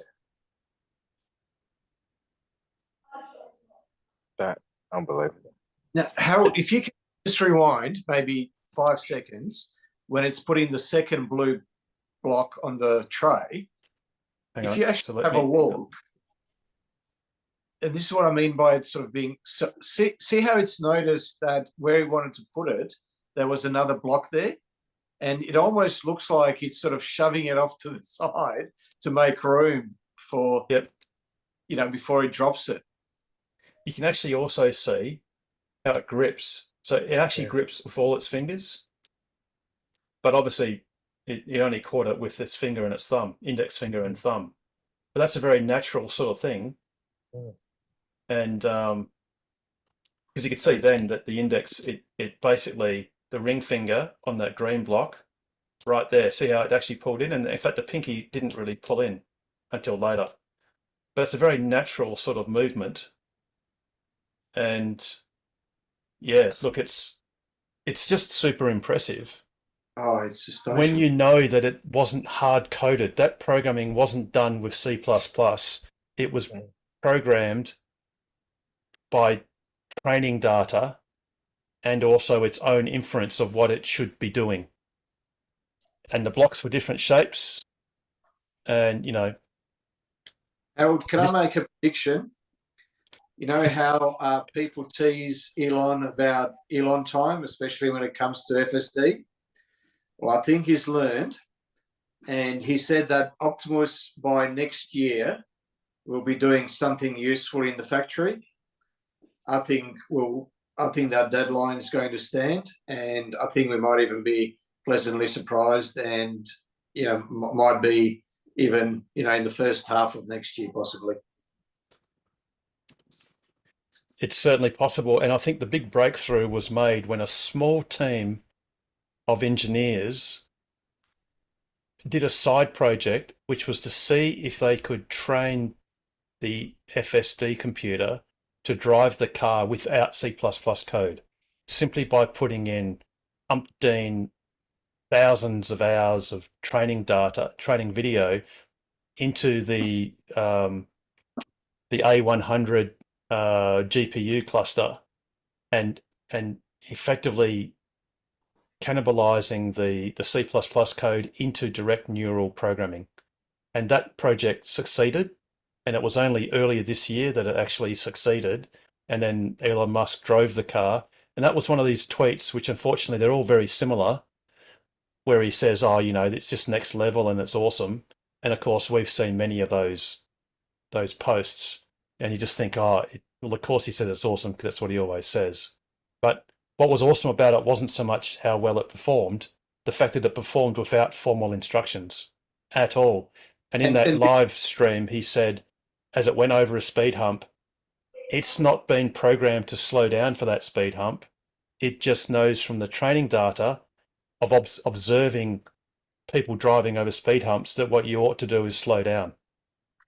And the implication of that is that once you have AI training AI and you're training it based on video, you're not restricted to the pace of how quickly you can write code, which is inherently limited, whether it's done by machine or by human. But you're really just limited by your processing power, your compute power, and your real world data that you can feed it. So basically what I'm trying to say, the implication is that the improvements are now going to be exponentially faster. As are too the amount of training data they can collect, because every day thousands of new cars are being manufactured that have surround video cameras. And one thing that Tesla they have described previously in their AI days and other presentations was that they actually ask the network, all the cars, to look out for certain things of interest. So it might be weird looking stop signs or any other sort of anomalous, unusual scenarios. And it's all about the edge cases. You need the edge cases to program the neural networks to do the right thing in that 1%, 0.5%, 1/10%, cases, the margins, and that's the march of nines. So, and again, we're doing Optimus. We're doing exactly the same playbook with Optimus, and by the way, Optimus is going to make the Tesla's auto business look like a rounding error. And that's just mind-blowing. It's just a great thing that it's part of the Tesla company and that Elon didn't spin it off, as he did with OpenAI or whatever, the Boring Company. This is in Tesla's ecosystem. Optimus is a robot for general population that once they can get their hands on it is a $1 trillion business. Oh God, no! It's more than that. Hundreds of trillions of dollars. It's mind blowing. It's you can't even fathom the addressable market of this thing. It's just it's like Elon said. The way he described it is that the limit to the economy is human capital, because everything is basically human capital. If you can replace human capital with a robot, you basically take away the limits of the economy. It's just, yeah. Well, it's bigger than the Industrial Revolution of the 1700s when cotton mills and all of that sort of stuff, to make textiles became a trivial thing. He's going to get in trouble of removing workers by replacing them with robots, like he's getting in trouble now at SpaceX for not hiring illegals. Universal basic income. People won't complain once you have universal basic income. Absolutely. Now this and now something that he needs to apply Optimus and all the other technology to is making Cybertrucks, and obviously making them in right-hand drive, please. But one video that I did see, which just shows a hint of what I think Elon Musk described it as a performance Cybertruck, and that is this drone footage that was taken at Fremont. And you'll see in a moment just what the Cybertruck can do as it launches, bearing in mind this drone is a fair way away. And it goes like this. Once the internet loads. Good job. So the question is the performance the Tri-Motor that they announced a couple of years ago, or is it a version? I reckon... sorry, I'm just going to have to give this a kick in the guts because, of course, X decides just to have a sook. Let's just try this again. Okay, here we go. Yeah.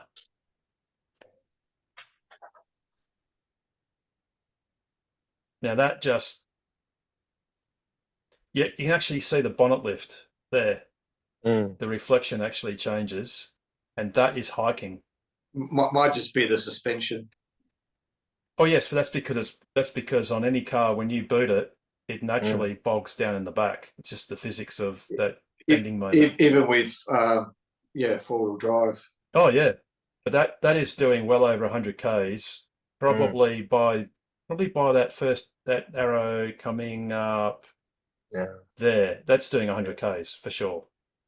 An hour. Well, the Tri-Motor specs from the original release were 0 to 100 in 3 seconds. So that would be about 10% faster than a performance Model 3. Yeah. For something towed 3.5 ton and use less energy than a Toyota Prius. So the question that you've posed before, or you implied before, Pete, was, is there going to be a quad motor, which I think Elon Musk actually might have mentioned. Yeah, it did. And then, of course, A it while makes ago. sense if a tri-motor is performance, then the Plaid would be the quad motor. No, so that was the question. So yes, he did mention earlier, I thought, that they were getting rid of the single motor. So initially there was a single motor, dual motor, and the tri-motor, and they've got rid of the single motor, and now they're looking at 3 versions, being dual, tri, and quad. So the question is, when he refers to the performance Cybertruck, is he referring to the tri-motor, and is there then going to be a Plaid quad motor, or is performance for him the quad motor and the tri-motor long range and the dual motor standard range? Yeah, it's interesting. Yeah. I guess we just don't know, but certainly seeing that acceleration for real life just makes it all a bit more enticing. Oh yeah.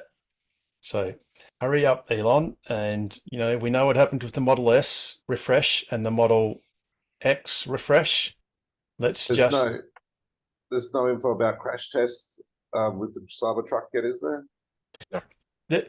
There was some images taken of I think they call it a ditch rollover test of a Cybertruck, and it looked, well, it was funny because I think some of the commentators said it looked didn't even look like it was a write-off, and it's like, no, it's definitely a write-off, but for all intents and purposes, most of the cabin was intact, and it was mainly just glass and trims that suffered the most, so it definitely is tough and strong, but it'd be awesome to actually see the actual crash test videos, and that's gonna be awesome in a mixed sort of emotional sense. Because there's a lot of concern about the Cybertruck not being safe because of its steel frame, steel panels. But yeah, who was it? Was it Ron Barron that said that it's safe, that it's amazing and it's safe? Was it him? Yeah, he did. Yeah, he did mention that. Yes, I did see that interview. Yeah. So, when you see things like a Ram like that is not safe for pedestrians. There's no part of it that's compatible with hitting someone and not. Well, lives up to its name. Well, exactly. Well, a lot of people put bull bars on their Land Cruiser and Patrols, don't they? And they're not forgiving for pedestrians. Exactly. But Tesla is good at doing what they do with simulation and obviously later testing. So there is zero doubt that whatever standards the Cybertruck has to comply with, whether that's for the occupants or for other road users, it will comply with. And it's the other thing too is Tesla has recently altered its reception area at Giga Texas. Don't have that handy this second, but I'll get it in a sec. So it looks like it's logical that the first deliveries at Giga Texas will happen in the next few weeks, probably early on in next quarter, which is only in a couple of weeks, not even. So, it's going to start happening pretty quickly. And then, of course, I'll go, Pete. Peter Ship, you had your hand up? No, sorry. No, I was just waving good night. Sorry. Oh, okay. Sorry. Yeah. No worries. All good. It just so happened that I just looked at the wrong time. But yeah, so basically, the Cybertruck will start doing deliveries in a few weeks, and they're going to ramp production, in the way that they do, and hopefully, eventually, it'll come to Australia. Got 2 million orders, and I reckon that have to. What do you think? Would you say 100,000 of those would be Australian? That would be us punching above our weight usually. But I'm just thinking we're a we're a big ute country. We like our big cars. We like our four-wheel drives. You wouldn't think Japan or Korea or some of these other countries would have such a high proportion of utes and four-wheel drives. We're still a small market, though. Small what? Sorry, Pete. We're still a relatively small market, for that sort of vehicle, I think. But I think, look, we have 10,000 on our heads. That's like obvious. That's you'd bet your house on that. I think 100's a bit ambitious, Pete. But I don't know. I think the problem is, well, not the problem. As soon as the Cybertrucks are seen out on the roads, even in America, so even on YouTube or whatever, once people know they're actually being built and they see them driving around on video, then a lot of Australians are going to order it. But I mean, I've met people out on the road, like in the middle of nowhere, that some have actually said they've got a Cybertruck reservation. And it's like, wow, I didn't even know you knew about Tesla. So that's what I mean. People that I've spoken to about Tesla, which they they'd never even consider buying a Model 3 or a Model Y, have got Cybertruck reservations. So Do you know, I've found exactly the same. Friends that are not interested in any of the current Tesla lineup are actually weirdly like, oh, do you know what? I like the Cybertruck because it's so different, radical, and should have a big long range. And if you've got loads of space to park it, say you've got a property or with a paddock, or I've actually had a few mates like that live rurally that go, oh, do you know what? That'd be all right. So I think see that 100,000. So Australia accounts for about 1% or less than 1% of Tesla's international orders. So 1% of 2 million is 20,000. So 100,000 would be 5 times our usual weighting. So when you consider that the weightings of other countries like China, like a big thing for here will be, once people start doing the Gibb River Road, once people start putting it really through its paces, if I can get some for work, that'd be amazing.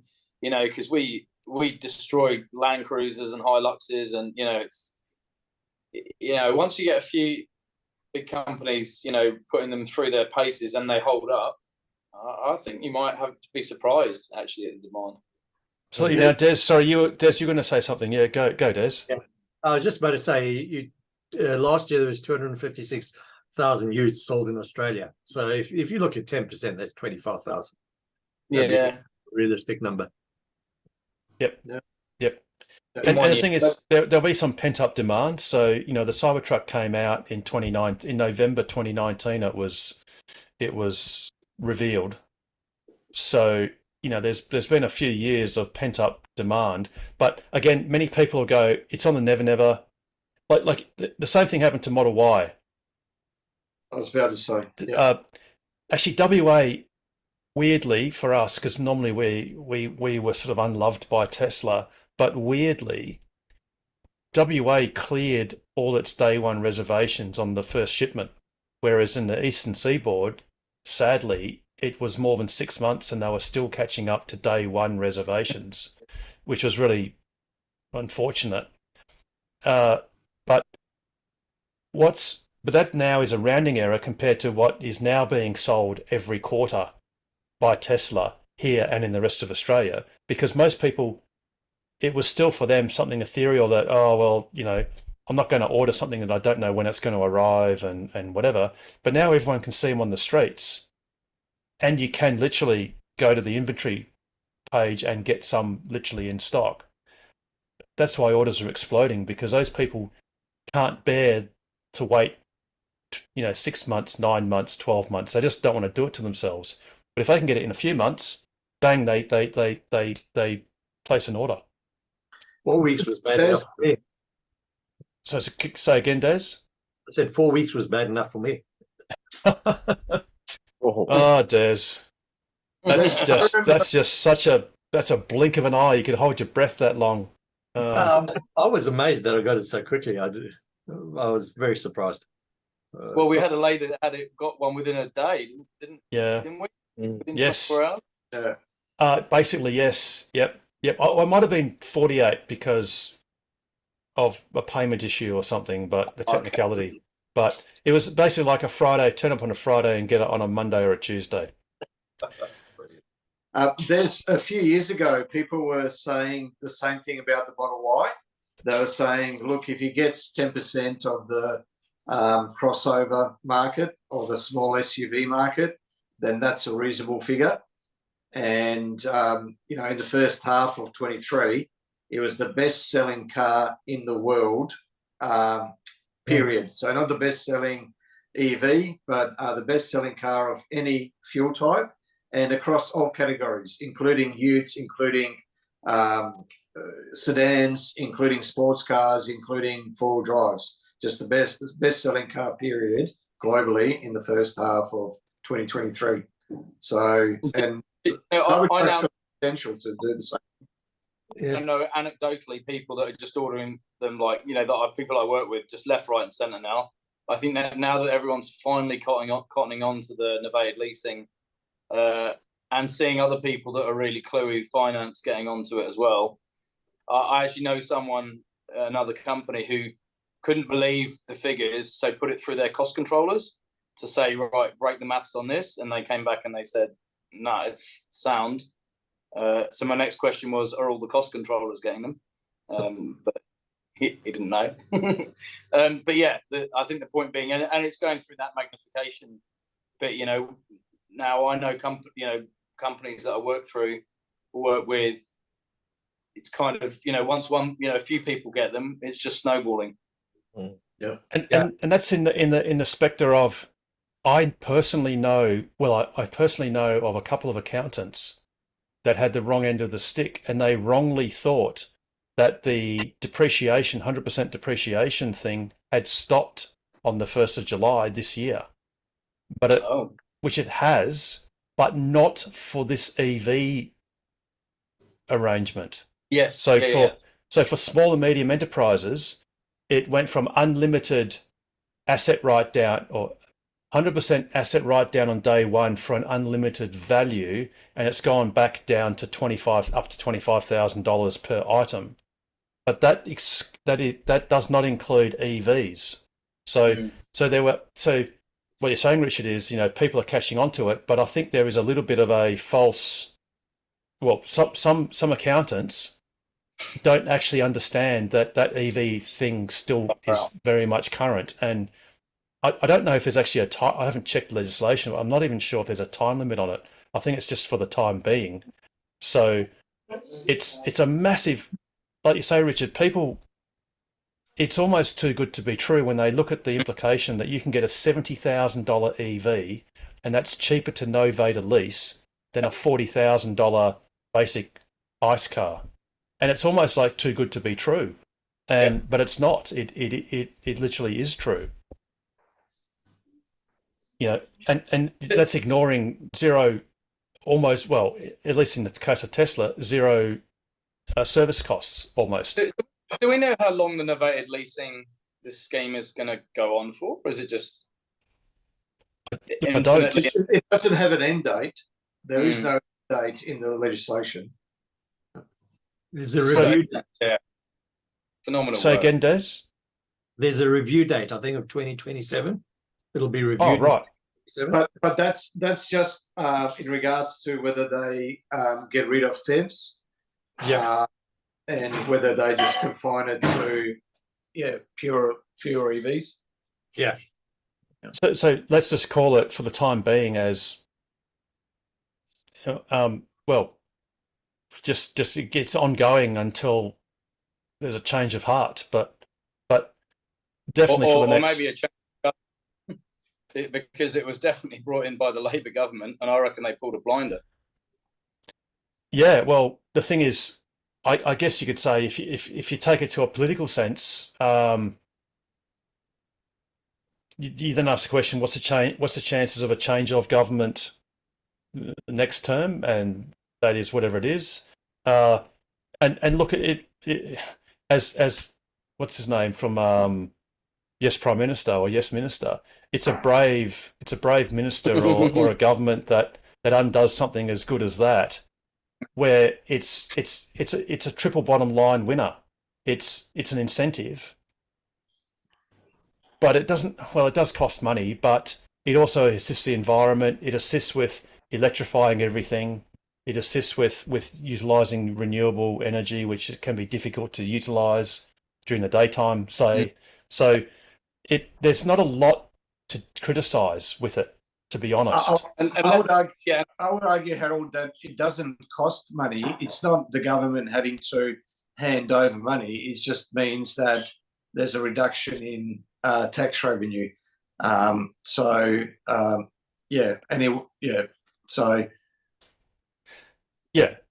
there's also a community benefit and an environmental benefit, which has a value as well, which means the government may be able to spend less money on damage control for climate change and other things. But also particularly as well, we're all paying rego on on these cars, which is not cheap because they're it's done on weight, and weight was a proxy for pollution, which is annoying, but that's where we are. And also, I guess the novated leasing companies are making money out of this arrangement, so that's going through the economy as well. So there is a net economic benefit, I'd say, there as well. Yeah, absolutely. Alrighty, now might be a good time just to open up to any general questions that anyone might have or that anyone's thought of, especially if you're new or if you don't have a Tesla. Any sort of questions? I've got a question, but I'll let anyone else go first if they've got one. Yeah, we'll keep you as a reserve one, Damon. Anyone got a question that they want to, that's burning a hole in their... No? Yes, Des. I've got a question, still very new. I got my car on the 1st of September. In terms of the premium, do you lose any remote connectivity to the car? I'm just trying to decide whether to take it out or not. Oh, you mean premium connectivity? So so you get it free for the first month. Yeah, mine runs out next week. Yeah. So the car will function. Yeah. So you'll be able to remotely control it with your app. You can monitor it with your app. It'll navigate exactly the same way with or without premium connectivity. So in other words, even though it might lapse, the car is still very much connected to the internet. And that's I think in their terms and conditions, it's for at least a minimum of 5 years now. I think they've reduced it. It used to be forever. Now it might be 5 or 8 years, something like that, guaranteed, regardless. Now, the only thing you lose if you let it lapse or don't pay the roughly $10 a month for the subscription is you lose the aerial photo visualization on your map. So that icon will disappear. You then also lose the traffic visualization icon, which shows you, like the bleeding parts where it's red or black where there's traffic jams. But if you navigate to a place, the navigation still uses traffic aware data. So if there is a traffic jam along your normal route, it will divert to another path, even though it won't show that visualization of that traffic jam. You also, I don't think you can stream radio and Spotify. Yeah, although you can if you tether off your phone, for example. So you can actually, and unfortunately you've got to do it every time you start a drive. So in other words, every time you take it out of park, the car automatically reverts to LTE or 4G or whatever. But you can then just press on that icon, turn on Wi-Fi, and most of the time your car will automatically connect to your hotspot on your phone if you've enabled it. So then you can use Spotify and TuneIn if you're streaming radio or content. The same also applies if you want to watch Netflix or YouTube while you're parked. If you don't have premium connectivity, you've got to tether off your phone, or if you're at home, you can do that from your Wi-Fi or any source of Wi-Fi. So that's that. Yeah, sorry, just what about starting up the aircon in the car just before you walk in? No. All that functionality remains. So your car remains permanently connected to the internet for the purpose of doing anything with your app.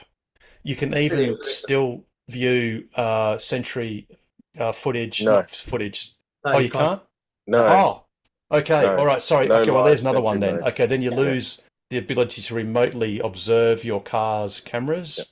But you can absolutely turn on the air conditioner, turn it off, start charging, stop charging, alter charging levels on AC. Well, that's about it. That's all you. Some of our members use it because it's on a monthly basis, so you can enable and disable it a month at a time.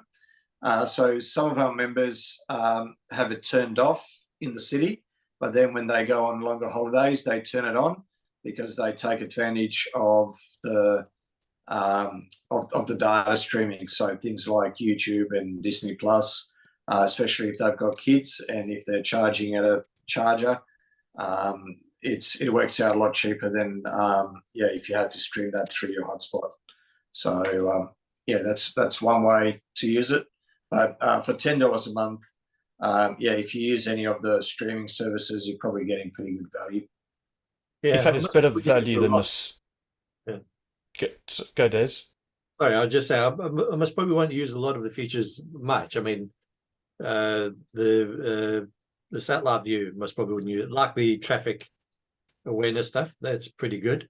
But really impressive what they give you, even if you don't pay the premium. Yes, absolutely. And you could, like Pete alluded to, there are some people that effectively in December, or I think once it's lapsed, it's then the start date occurs when you rejoin on. So if you pay, say you bought the car on the 1st of the month, and 1 month later it lapses. If you don't do anything for a few months and then say buy it or start to buy it in the middle of a month, then I think that becomes a new billing period, and therefore the anniversary date is the date at which you rejoined. So people can strategically, during the long school holidays in summer, last day of school or whatever it is, join then, get it for a month, maybe have to roll it over to another month because, school holidays is 6 weeks, and then they may choose to not buy it again, for another 10 months. But another way to think about it, you've got a Telstra SIM card in there, so it uses Telstra's data, and so to get what is effectively a unlimited data plan from Telstra for $10 a month is pretty good. That is, yeah. Yeah, and compared to the cost of the car, look, it's $120 a year. It's $1,200 for a decade. Yeah. But again, if you literally don't use it, then yeah, sure, just leave it. And you can always, if you want to stream radio, if you want to do that, you can just tether off your phone. And look, digital mobile plans are, you get dozens and dozens of gigabytes a month, for $60. If you listen to AM radio, you might lose your AM stations because most of them use streaming. Is that correct, Harold? I don't think there is does someone know this? I've never bothered because I've always just used the streaming, used TuneIn. But do Model Ys and the new 3s have a AM tuner? I don't think there is an AM tuner. I don't think there is. I think there's no AM tuner on any of them, to my knowledge. I asked that question early on. There is on some of the older S's and the X's, Peter. Yeah. Yours is the newer X, so you probably don't have it. Well, I asked before I bought mine, and they said there's no AM radio in any Tesla. Yes, of the new ones, but the older ones used to have. This was the older one I'm talking about. Yeah, no, because what Pete's referring to is when he says old, he means like 2017, whereas there was a Model S in the 2015s and 16s that had AM radio, but it was really crappy. Got an AM tuner on his Model S. Well, he did until he updated his MCU. Until he updated. And then it went away. So, yeah. But yeah. So anyway, so for $120 a year or $1,200 a decade, compared to the purchase price, it's not expensive. It's actually That's very reasonable. 60% of the price that they pay in the US, because in the US they actually pay, I'm pretty sure it's $10 US a month. And for some reason, there was a gentleman in Australia that tweeted out to Elon Musk and said, "Oh, can we have it in Australia as well for $10 or something like that?" And he goes, "Oh yeah, okay." And Tesla just went, "Well, that's what the boss said, so that's what we'll do." So we've ended up getting a bit of a exchange rate arbitrage on that premium connectivity. We just need to get that same gentleman to just tweet out to Elon, just say, can we just get Cybertruck. the right-hand drive Cybertruck here as well?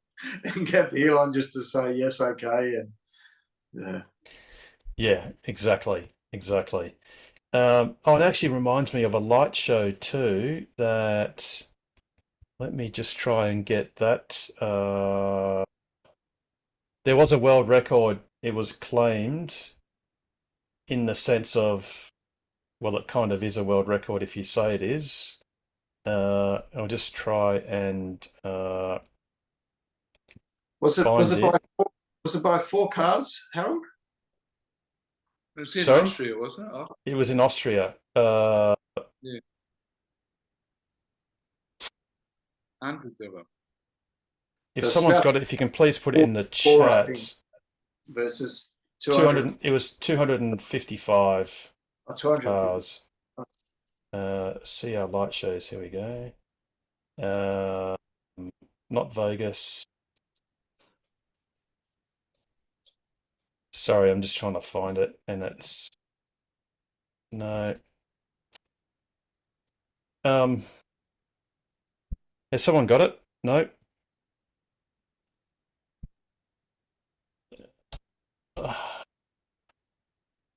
I should just pause it so it makes it a lot easier. History. Here we go. World record. There we go. Official video. Let's hope I don't get a copyright strike. Well, they would have.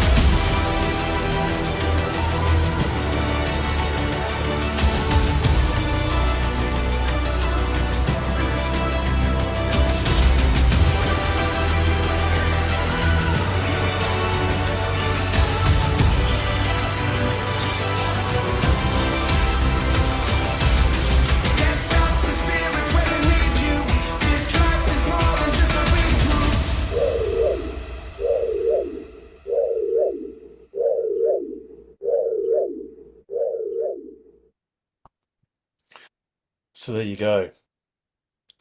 And that's something that anyone can do anywhere in the world. So it would I'll be give you a copyright strike. Is there any problem? it might, although what it seems to do these days is depends on what jurisdiction you're in, but when you go into the further detail, interestingly, there's nothing on this video that YouTube has inserted that says what those songs were. So I don't know if that's because it was put in, uploaded. I'm not sure where that originated. That's from Tesla Light Shows, and I think they're based in the States, but I'm not certain. So sometimes these days, all it does is it demonetizes that video, and any profits from advertising goes to the copyright holders. But I do know there are certain songs which I've played on here before with Pete's let's call it the Tesla Scream, where it's literally said it's banned in almost every jurisdiction, and I've had to actually snip it out. So yeah, it should be okay. Yeah. But yeah, so they for that one there were 255 cars, so there were 255 USB sticks, and they had 5 different sticks. So there were 5 different patterns that were involved in that video. But the thing is that video was a little bit boring in the sense that it was just like a big matrix. It was just a big, matrix of cars. It wasn't an interesting pattern like the one that was before at the Tesla takeover in the States, in California, where they had the outline of the Cybertruck, which looked pretty cool. But anyway, perhaps that's something that we could do in WA one day, which would be kind of awesome. Sure, Harold. All right. Any other questions or comments? Oh, Chuck, sorry, you had some stuff. Oh, apologies. You had some interesting things. So apparently, can you explain this without me having to read it? Which is, the Ombudsman has found the road user charge for EVs unfairly administered. Oh, sweet. This is Oh, Chuck? Yeah, this isn't the High Court decision. This is kind of separate but related. But it basically says things like, plug-in hybrids being double charged for petrol and electricity and things like yes. that. Yep. And the mismatch in things like weights. So Mitsubishi i-MiEV and a Model X paying the same cents per kilometre. Yep. Even though the Model X weighs twice as much and things like that. So it's not the High Court challenge result, which is a bit sad, but it's a good decision anyway. It's by I think it's the ACCC. So is that binding then, Chuck? Does that mean the Victorian government, at least until there is a hopefully favourable High Court decision, but does that mean they may be compelled to alter the scheme as it exists at the moment? Couldn't tell you, but I would say there'd be some sort of there's now a media and political sort of motivation for them to change it. Yep. Maybe that's why Dan Andrews quit. He couldn't handle the heat. It was the EVs that got him in the end. It was the EV charge that did it. Wasn't everything else. No. It was the straw that broke the camel's back. Let's be honest. That's right. Forget the Commonwealth Games. It was the i-MiEV weighing a lot less than the Model X. That's it. That pushed him over the edge. Yeah. Very good. High Court challenge, Chris Vanderstock and company. That's imminently due to be handed down, isn't it? I think it has been for a while, so kind of still waiting. Right. Yeah. I guess the High Court rightly does things methodically and carefully and doesn't rush itself because really you're deciding about constitutional law basically and how the Constitution applies to the way state governments levy taxes. And Marbo and the Vibe and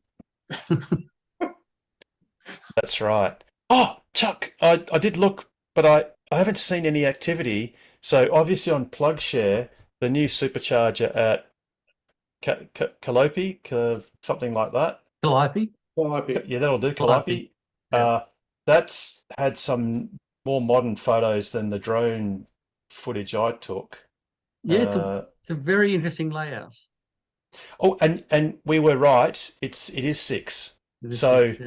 It was that classic. I'll just bring up the photo. Yeah, once you see the photos, you'll see how it was confusing.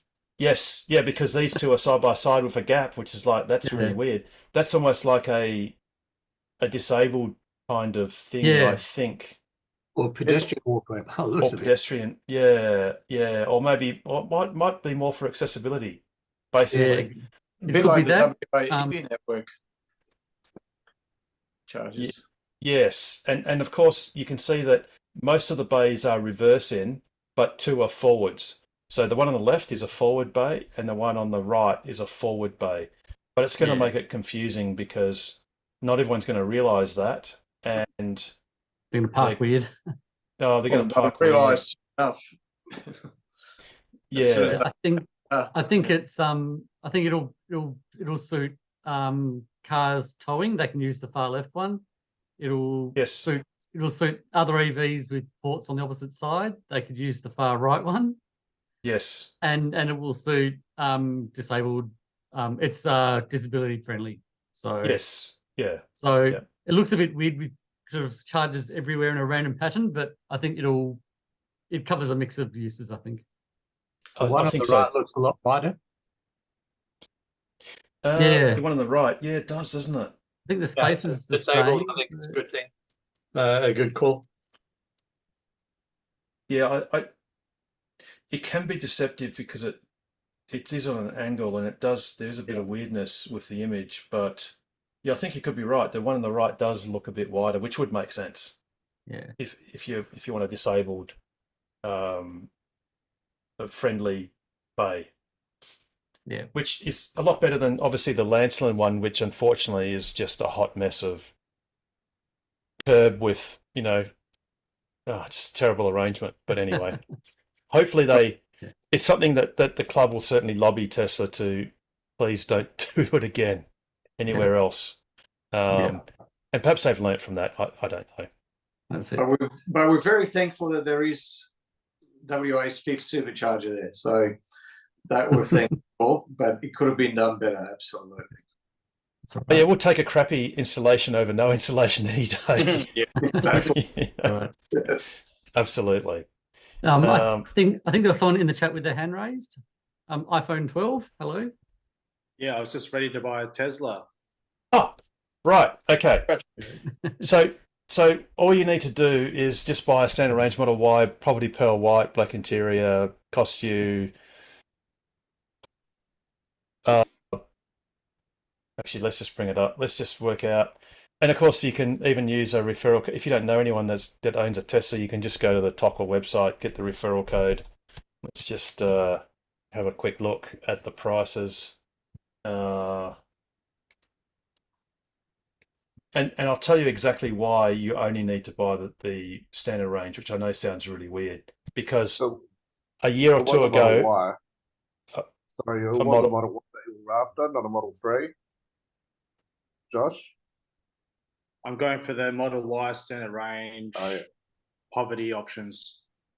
Very good. But you could get the white interior and the fancy wheels, right? If you use one of our referral codes.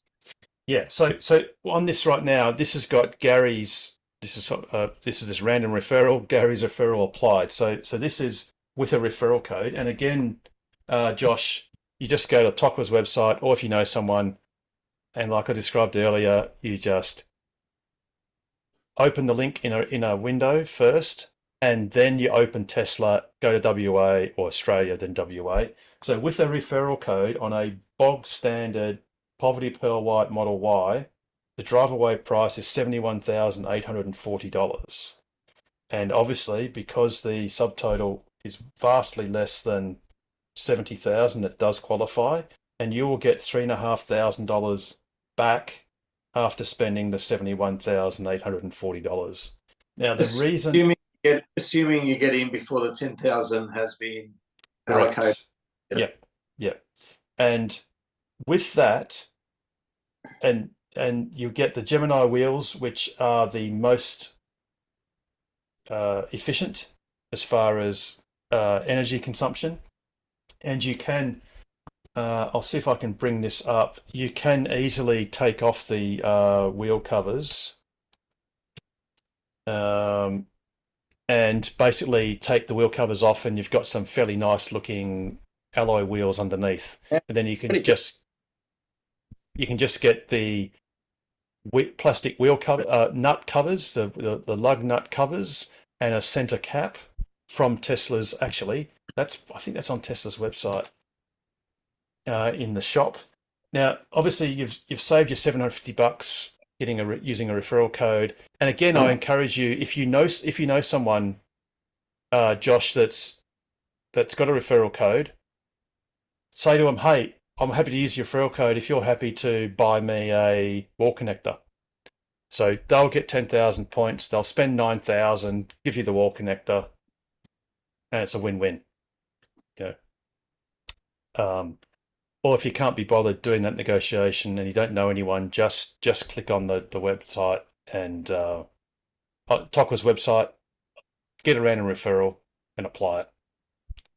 Now the reason if you, I'd like to use your referral code, and we'll do the No. Tesla Wall Charger deal. Yeah, well, I'm not gonna give it to you, so because I don't hand out referrals. But let's just say, oh look, Pete's done a lot of work, so I'm sure Pete will be happy on the basis of him buying you or getting you a wall connector. He'll do that, so you get the benefit. So how's that? So Pete, you can Okay, just great. you can just You can hand it over basically- to Josh in the chat. But yeah, I'm just a weirdo. I just don't hand out referrals. But anyway, it's a complicated reason for it. But yeah, so with that, and the reason why you should only buy the standard range is that every day when you leave home, you'll leave home with approximately 430 kilometers of range, because you can charge your car to 100% all day, every day, forever. If you bought a long range car, yes, it has longer initial range. It's got a bigger battery pack. It's about 20 kilowatt hours larger. But because it has different chemistry, Tesla encourages you to only charge it to 80% these days. It used to be 90, now it's 80%. Now, when you do that, for my performance car, which is slightly different, Model Y, it shows a range of 380 kilometers. Now, I think if it was a long range, it's probably close to 400. But in any case, standard range, daily driving, not road trips, but daily driving, you get more range. And bearing in mind that with the WIEV network, when you look at the actual map, and I'll try and just get it up here if I can see it. Might just have to reopen it. There are charges every 200 kilometers at most. I think Josh so- said most of his traveling will be down south. Oh, look, down south is already basically awesome, because if you look at the map here, this is the rollout map, which, look, you've got basically from Perth, you've got Bunbury, which has got Eaton already. That's a supercharger. You've got the Williams supercharger. You will have a Kogenup supercharger and also WIEV network charger. There will be an Albany supercharger, although there's already an Albany fast DC charger. Again, Walpole and Manjimup has been done. There's a Margaret River supercharger. So anywhere in this southwest corner is completely already covered, with the exception of Kogenup. At the moment, there's just a small tritium that's not very reliable, but that's going to change by the end of this year. So, and again, by the end of this year, I'm pretty sure that Brookton and Hyden will be done. Ravensthorpe and Jerramungup and Esperance will be done very soon. So you can basically go all around to Kalgoorlie and down to Esperance. So let's call it all of this greater southwest and all the way up to Kalbarri, except for Kalbarri, will be done, or either is done or will be done. So, and none of those distances is more than about 200 kilometers. So, and the great thing is, with all of those charges in the southwest, they are all at least 150 kilowatt class. And in practical terms, and I've tried this myself, you can gain 300 kilometers of range in 30 minutes. And in fact, in that sort of sense, you can get 100 kilometers in 10 minutes, 200 kilometers in 20 minutes, and 300 kilometers in 30 minutes. The last 100 kilometers, don't bother, because that actually takes an extra half an hour. But don't worry about it, because you're not going to turn up somewhere empty and want to fill up, because you can always go to the next place. So it's zero compromise having the standard range vehicle. It's the one that is the easiest to use because you just set the charge slider percentage to 100% and you can leave it plugged in all day. In fact, if you go on holidays, they recommend you just leave it plugged in and you can just set it to 100% and it's perfectly okay. It's the LFP battery it's actually superior in many respects as far as longevity compared to the NCAs. The biggest issue that came about in the early days of the LFPs, or lithium iron phosphate batteries, was they were devilishly difficult to work out what their state of charge is because they have a very narrow voltage range. So it used to be difficult to work it out. I mean, Tesla's experts at that sort of stuff. So, and yes, they're not as energy dense as the NCAs. The NCA is like a racehorse. The LFP is like a draft horse. But for day-to-day use, you just get the standard range. It comes with autopilot for free for the life of the car, with traffic-aware cruise control. You don't even have to bother about full self-driving unless you're really dead keen on it. You can always go halfway and buy enhanced autopilot after you get the car, not before. You can just log into your Tesla app and you can buy it from the convenience of your app if you want to. But we're not going to pollute you with that now. And great. I'm just going to switch over to my iPhone 15 Pro Max, which I've just received. Very good. Very nice. My kids don't watch this, so my two kids are getting iPhone Pros. One's his birthday on Friday, so he's getting that on Friday. But not a Pro Max. So we don't carry around iPads up to our ears. Otherwise, it'd be like, answer hello. Yep. Yeah. Just going back to the poverty option, I got that. Very happy with it. Very good. Very good, Des. At all. Lovely. So I've just opened Pete's referral code and Yes. chosen Australia. I've got 750 off. I'm just choosing all the base options, standard range. Well, you choose nothing. And I'm Yes, gonna that's go- right. Yep. Check now. And I'm Check. going to go for loan. I'm going to go through the CBA green loan 5.49% rate. Yes, which has as a you announced in comparison the rate news. of 6.47, I think it is, comparison rate. So just be aware of that. But yes, that's 5.46 is the official rate. The nominal rate. Yeah. Yep. That sounds pretty good for a car loan rate, isn't it? Oh, it's In the about old the days- same as a home loan.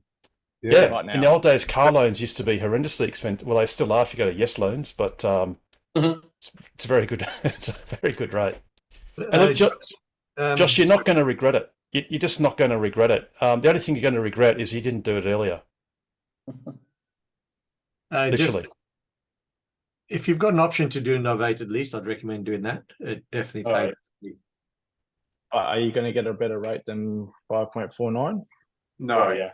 The novated lease rates, the effective rates are over 10%, but then you are getting the benefits of no GST, the fringe benefits, tax benefits, and the fact that you're paying your interest repayments or your lease repayments, and you can package in things like insurance, your electricity use, maintenance, if there is any, and you can pay for all that through pre-tax dollars.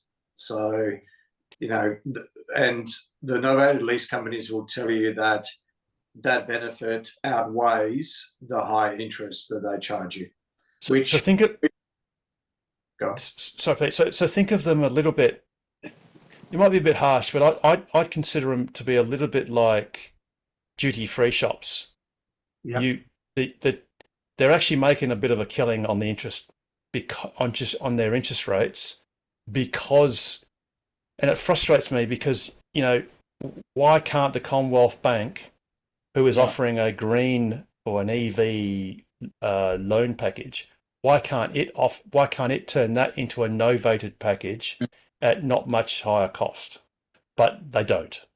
But in any case, Josh, you don't have to actually make that decision today, when you say loan, all it's saying to Tesla is there's going to be a loan arrangement of some sort.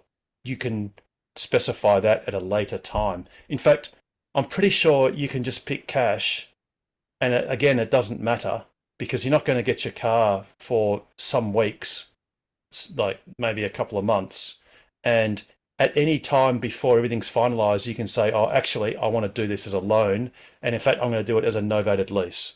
So you don't have to feel that whatever you decide tonight is what's going to stick.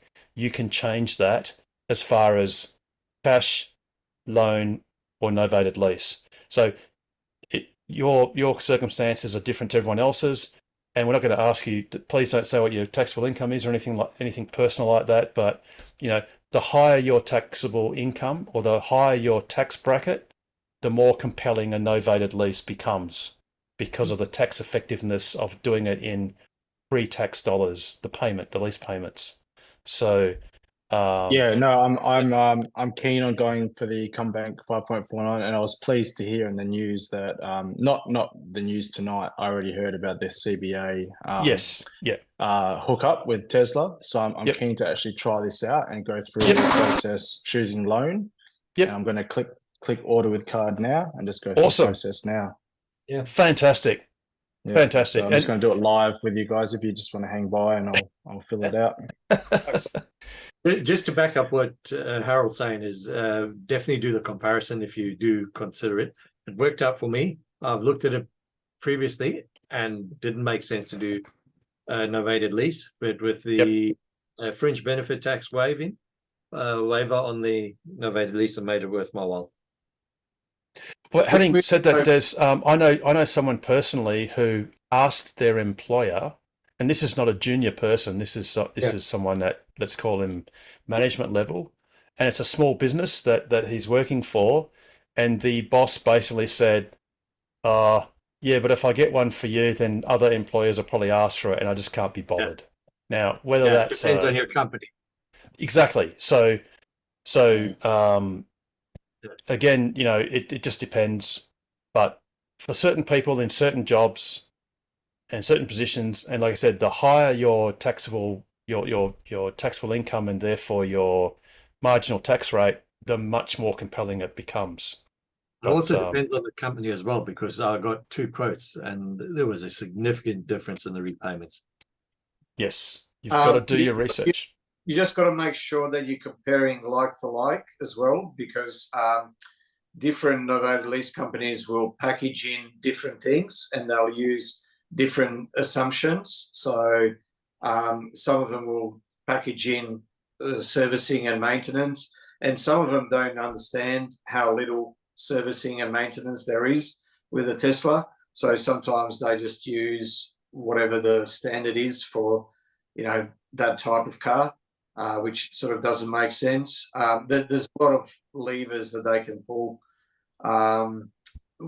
Also, the other thing is when you're comparing it to a loan, just bear in mind that with the novated lease, there's a statutory balloon payment or residual, as it's called, which is about 37.5%. So, make sure that, when you're comparing like for like, you take that into account as well. Yeah, Pete's right, because my residual is around about $25,000 after 4 years. So Des, what happens at the end? Can you actually then offer to buy the car and keep it at that price? Is that what you can do?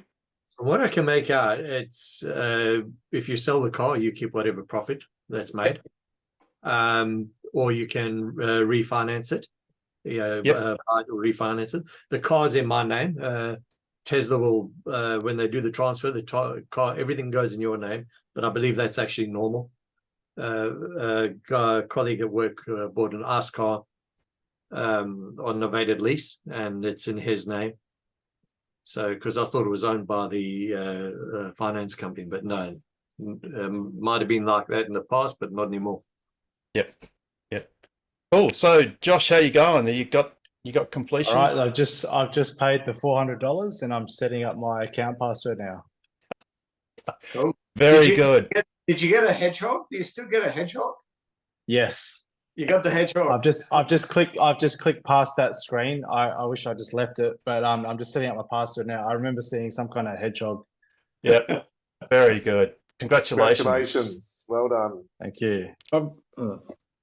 So what I should do is actually edit this video, but I can't be bothered because it's a 0 edit policy, but I should go something like at the start, have a teaser to go, how long will it take to get Josh into this car?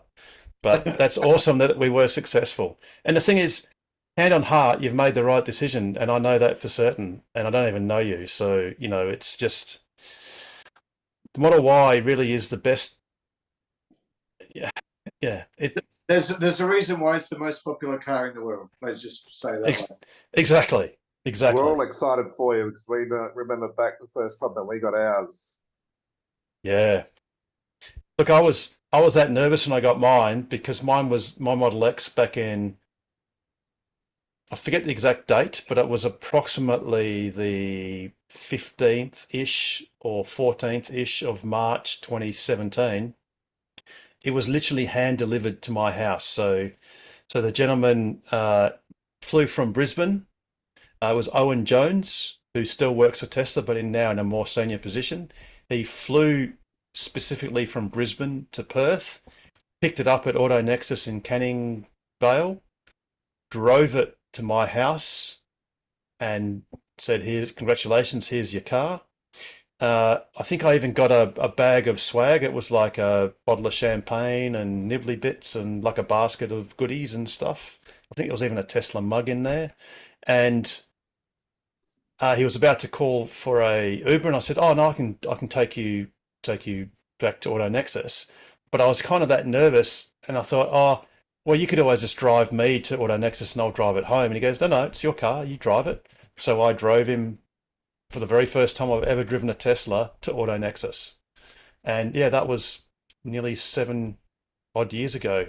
No, 7 and a bit, whatever it is, and yeah, super exciting. And I only had to wait 4 years for that car. My experience was we had Harry, the delivery specialist, dropped the car off at my address, and he drove off in the Ford Laser that we traded in for $500. Wow. Talk about an extreme of I don't know what you call it, quality of vehicle. I mean, if I sold the Laser private, I probably would have got $1,000 for it. But I added to the statistics of what people were upgrading to, right? Yes. Yes. So Owen delivered that car, and Harry delivered that car. Now, even when I bought my Model 3, that was in 2019, that was still delivered to our driveway, but it wasn't hand delivered by a Tesla employee. It was just a truck driver. He didn't have any other cars on the truck. He just had my beautiful black Performance. And I remember the night before, I said to my wife, I said, "I've just had an epiphany. I think I may have made a mistake." And she goes, "What do you mean?" And I said, "Well, because I actually ordered the Model X back in 2014, but never went through with it, and it ended up waiting for the Model 3. So yeah, I was waiting for about 4.5 years as well, or whatever time it was." And I said, "Look, I've driven, Model S. I've driven a Model X. I've been in a Model X P100D on a racetrack. I've watched a million videos on Tesla. I've got my expectations so high. I've just been setting myself up for disappointment." And I said, "This car is going to come tomorrow, and nothing's going to be able to." I've just realised I've got these lofty expectations. Nothing is going to be able to live up to that. And she said, "I think you're overthinking it. Just see what happens tomorrow." And I got the car. I got into it. I was obviously very happy, and we were all waiting for it, the whole family. And he got lowered off, and he went off, and I got in the car. I put everyone in there, and I put my foot down, and I went, "Yes, Yes. I just couldn't believe it. And from that point on, and what is it? It's 4 years now, over 4 years, and 3 Teslas later, and I still love that car, and I'm still, it's still defying my lofty expectations 4 years on. So, yeah, that's great. One thing I would recommend to new owners is to set it up for one pedal drive. So they have like hold at the traffic lights, rather than creep, and set it up for one pedal driving. It's so much better than like a traditional car where it kind of cruises, it doesn't regen brake. You end up not even using the brake pedal most in normal driving circumstances. It's all accelerator. So it's called stopping mode. So you either have creep, which is like a automatic, roll, which is like having it in neutral, which means it'll actually roll back if you're on a hill, in some circumstances. Does anyone know anyone that uses roll mode? No. And I would argue that 99% of Tesla drivers use that hold mode. Yeah. Yeah, and it's funny because I initially thought creep was better because that's what my Model X had. But actually hold, once you're used to it, is just so much better. It's just not funny. Just forget everything else, use hold. And I think hold is actually the default one, I think, to be honest. When you get your car brand new, I think hold is the default.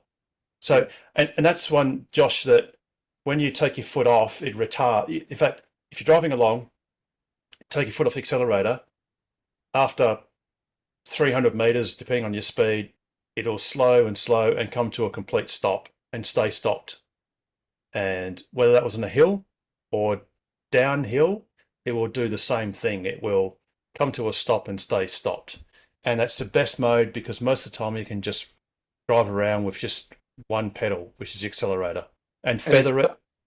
And it's safer as well because if a child on a bike hops onto the road in front of you and you have to slam on the brake pedal as quickly as you can, while your foot is still on the accelerator before you make it onto the brake, it is starting to slow down a little bit. There is a little bit of a delay, but there is a little bit of light regen as well, so your reflexes are quicker. But this tip that Damon gave you, there's a whole host of a lot of other tips for new owners.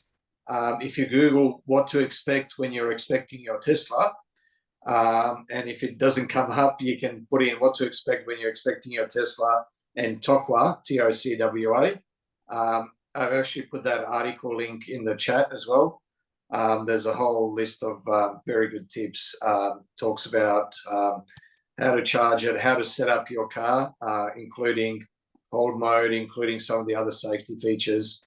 It talks about charging etiquette, a whole list of other things as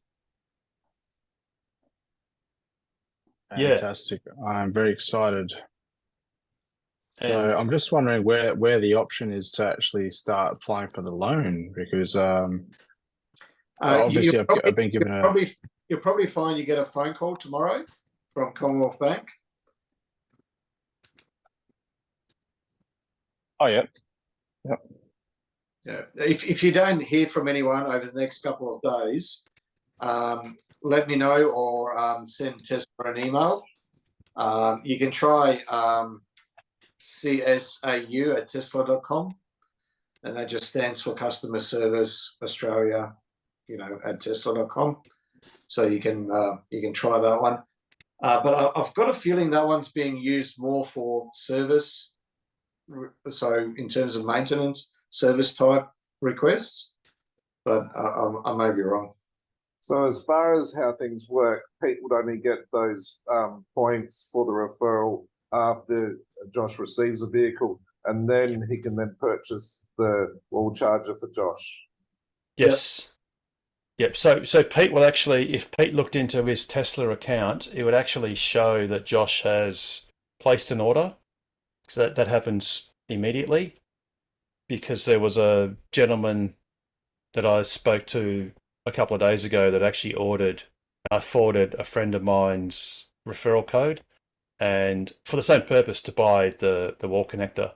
And Yes. Yeah, you're right, Harold. Says Yeah. Joshua ordered. Yep. Yep. So then what'll happen is once Josh actually receives his car, well, pays for it, and then and takes delivery, then Pete will get the 10,000. He'll get a notification to say that that's been completed, and he'll get the 10,000 points, and then he can just go to tesla.com and they expire a year from now, by the way, as well. So if you don't use them after 12 months, those points. Yeah, fair enough. Fair enough.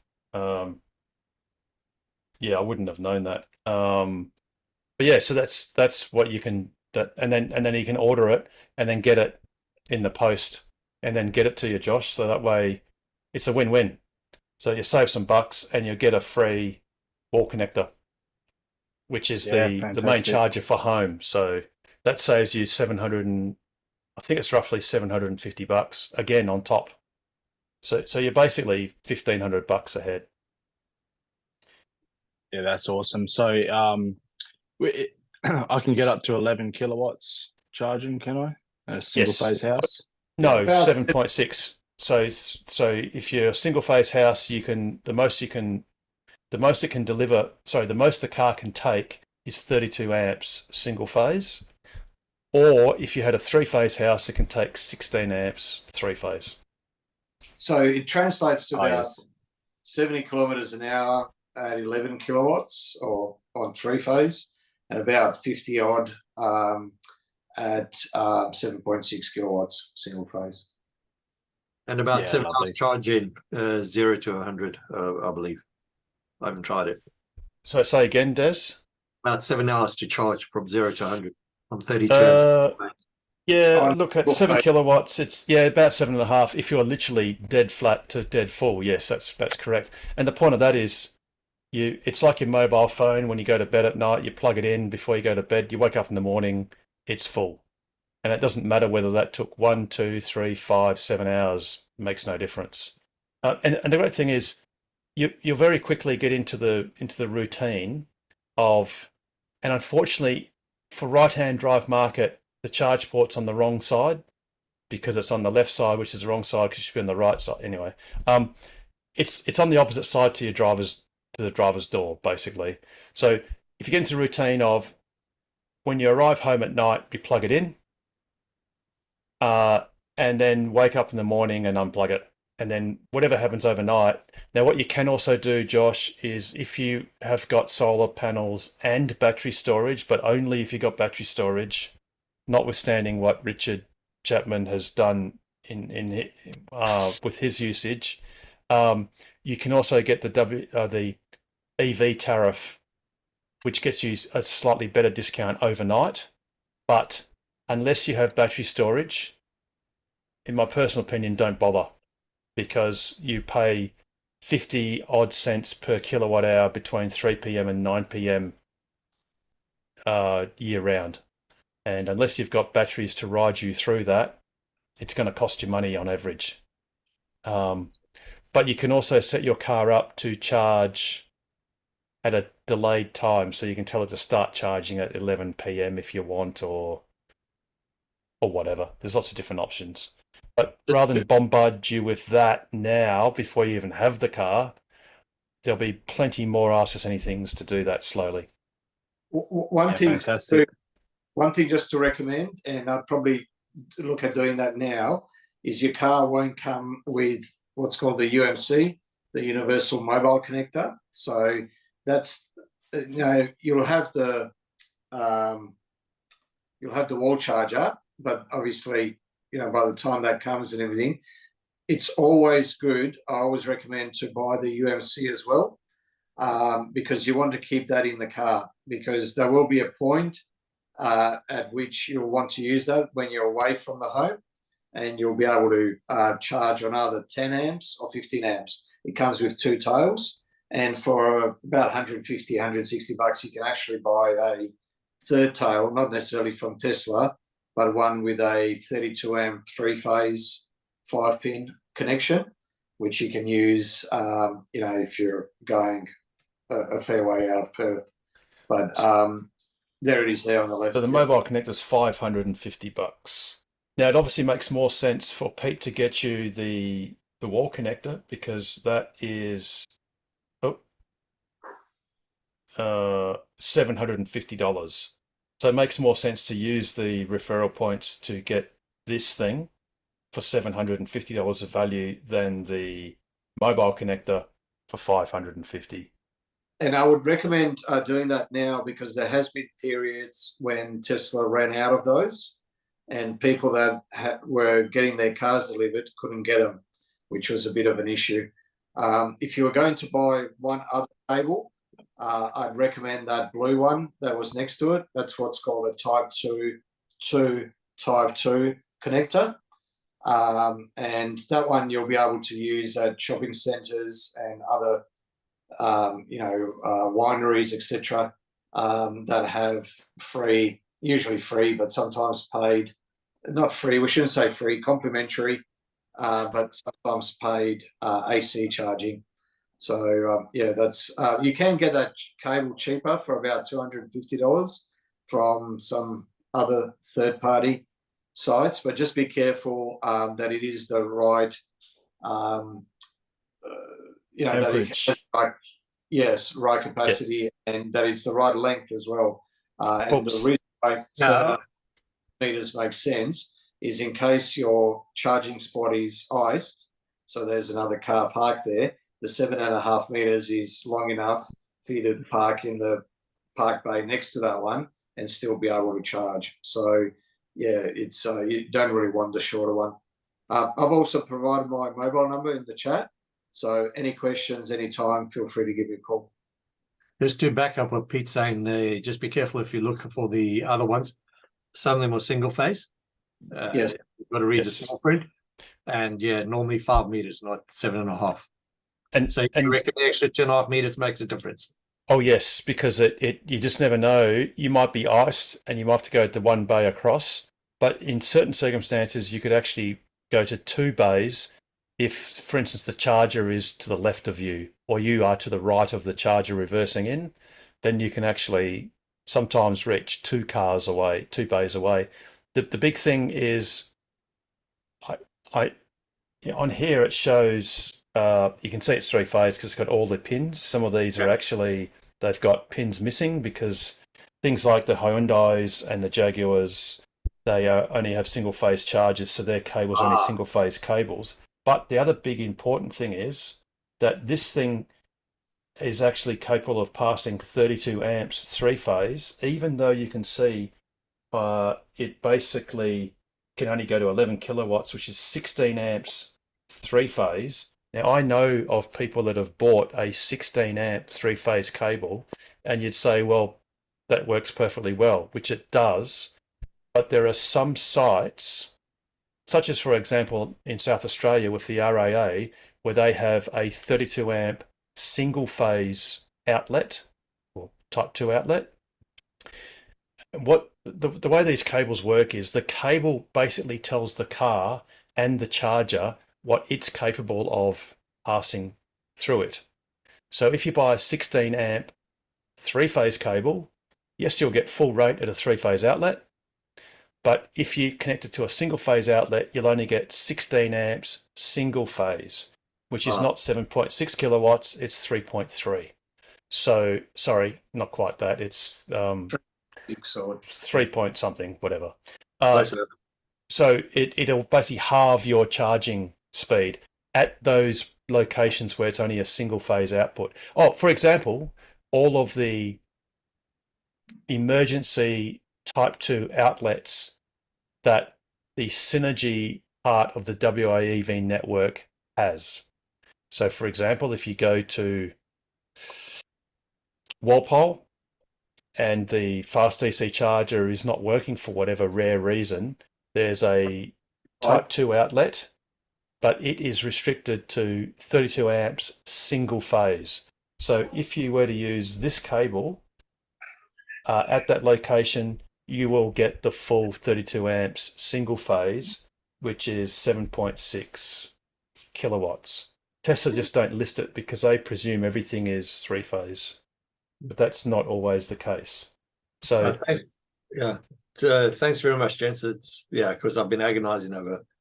I want to buy Yeah, one. so there's No, yeah, we're trying. so do yourself a favor.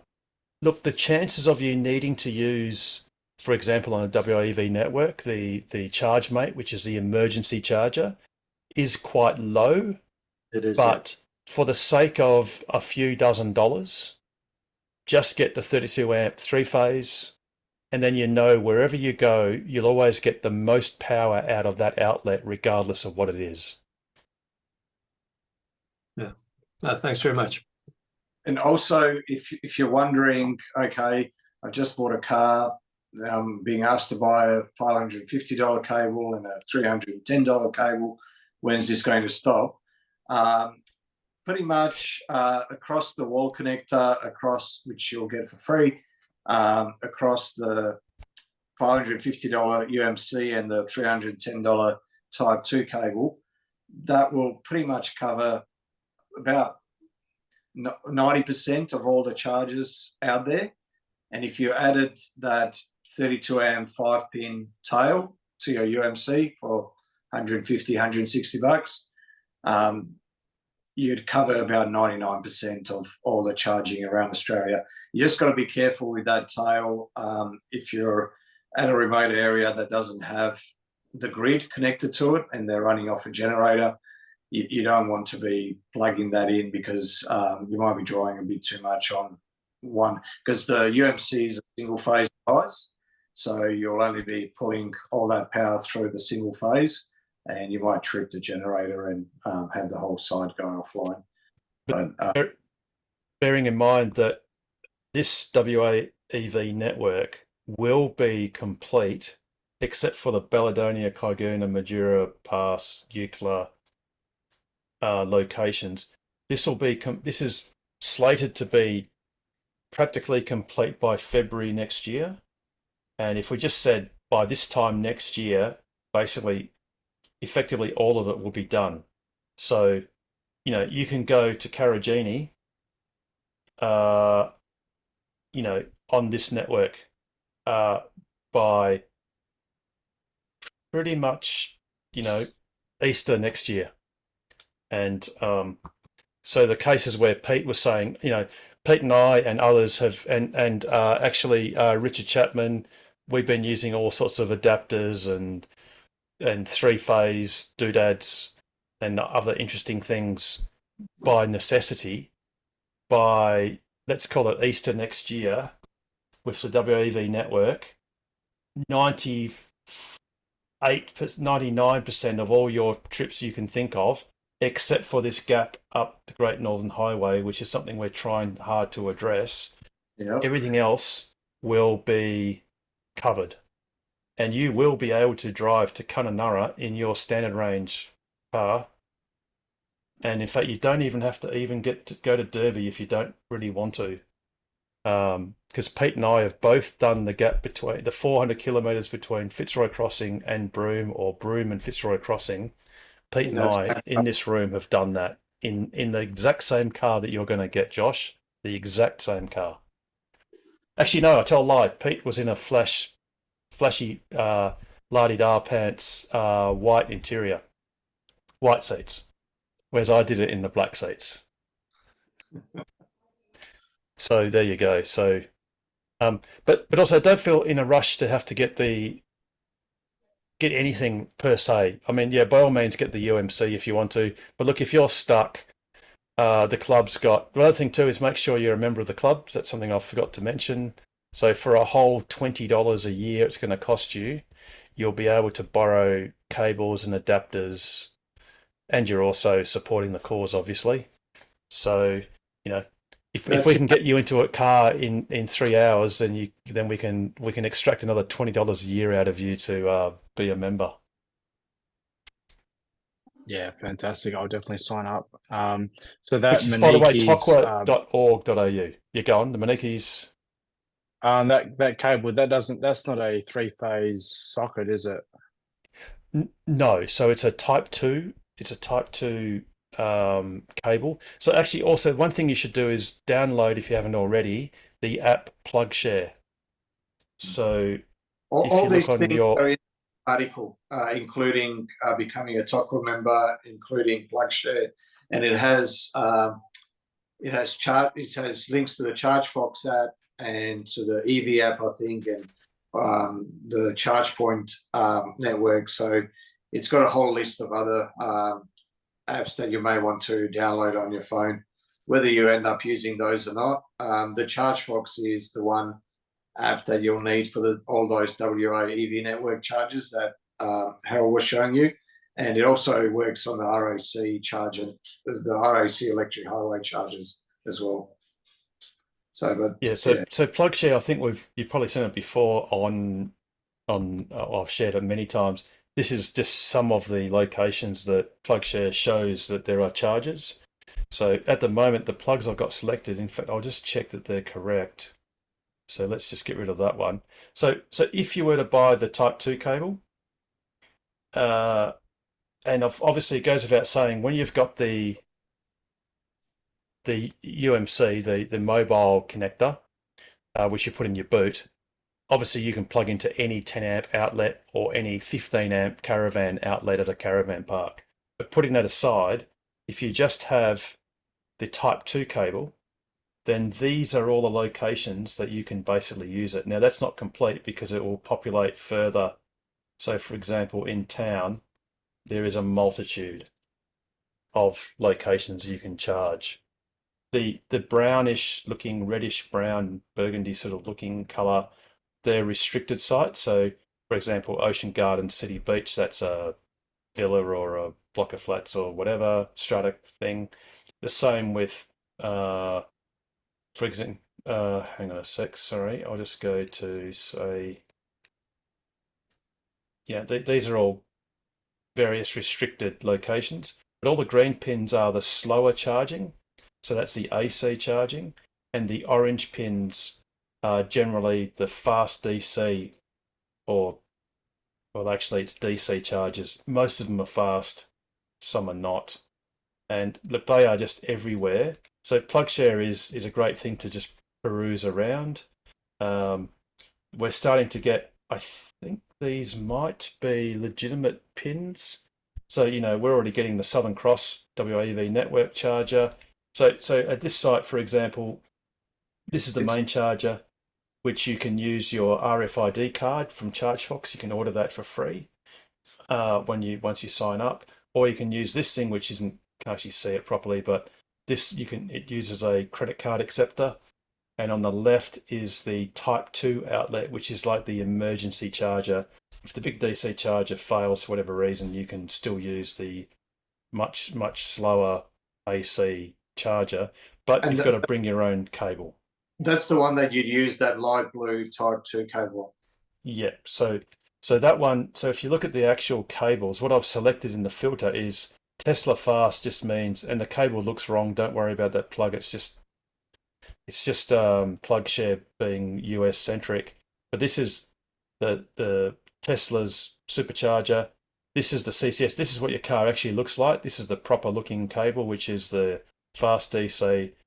Again, this is incorrect. It should be this symbol, but that's the Tesla destination location. So if we just click everything except for, take off everything except for the Tesla destination chargers. So for example, you can go to the Essex Street.